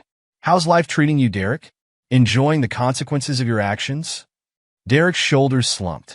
I haven't seen Alyssa or the baby. I can't face it. Typical, Jack sneered. Always running away from your responsibilities. You're pathetic. What do you want from me, Jax? Derek asked, his voice breaking. I've lost everything. My job, my reputation, my family. I want you to suffer. Jax said coldly. I want you to wake up every day knowing that you destroyed the only people who ever truly cared about you. I want you to live with that guilt for the rest of your miserable life. Derek looked up, tears in his eyes. Can't we move past this? We're still brothers. No, Jax cut him off. We're not. You're dead to me, Derek. This is the last time you'll ever see me. Don't try to contact me again. With that, Jax stood and walked away, leaving Derek alone on the bench. He felt no remorse, no pity, only a cold satisfaction that justice had been served. The next morning, Jax met Maya for coffee. She studied his face as he sat down. How did it go with Derek? How did you know about that? Jax asked, raising an eyebrow. Maya shrugged, a small smile playing on her lips. I have my ways. Jax leaned back, fixing her with a steady gaze. It's time for the whole truth, Maya. Why did you really send me those photos and videos? Maya's smile faded. You want the truth? Fine. I love Derek. When he left me for Alyssa, it broke me. I spent years putting myself back together, always wondering what she had that I didn't. She paused, her eyes hardening. When I found out about their affair, I saw my chance for revenge. I knew if anyone could make Derek pay, it was you. You used me, Jack said, his voice devoid of emotion. Yes, Maya admitted. But can you honestly say you regret knowing the truth? Jack thought for a moment. No, he said finally. But don't think that makes us friends. You're just as manipulative as Derek. Maya nodded, accepting his judgment. Fair enough. What will you do now? Move on, Jack said firmly. Leave all of this behind. Over the next few weeks, Jax threw himself into his work with renewed intensity. He took on more challenging projects, pushing himself to new limits. His colleagues noticed the change, commenting on his laser focus and increased productivity. One evening, as he was finishing up a complex design, his phone rang. Unknown number. Hello? Jax? It's Alyssa. Jax's grip tightened on the phone. What do you want? I wanted to let you know. The baby was born last week. A girl. I named her Lily. Why are you telling me this? Jax asked, his voice cold. Because, Alyssa said, her voice breaking. Even after everything, you deserve to know. And I'm sorry, Jax.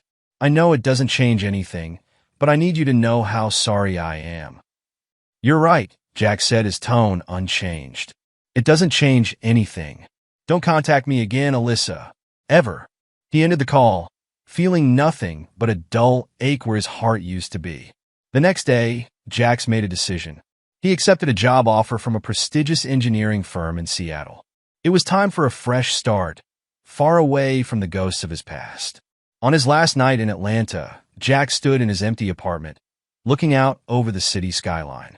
He thought about the past year, the betrayal, the anger, the revenge. He had let it define him, shape him into someone harder, colder. But he didn't regret it.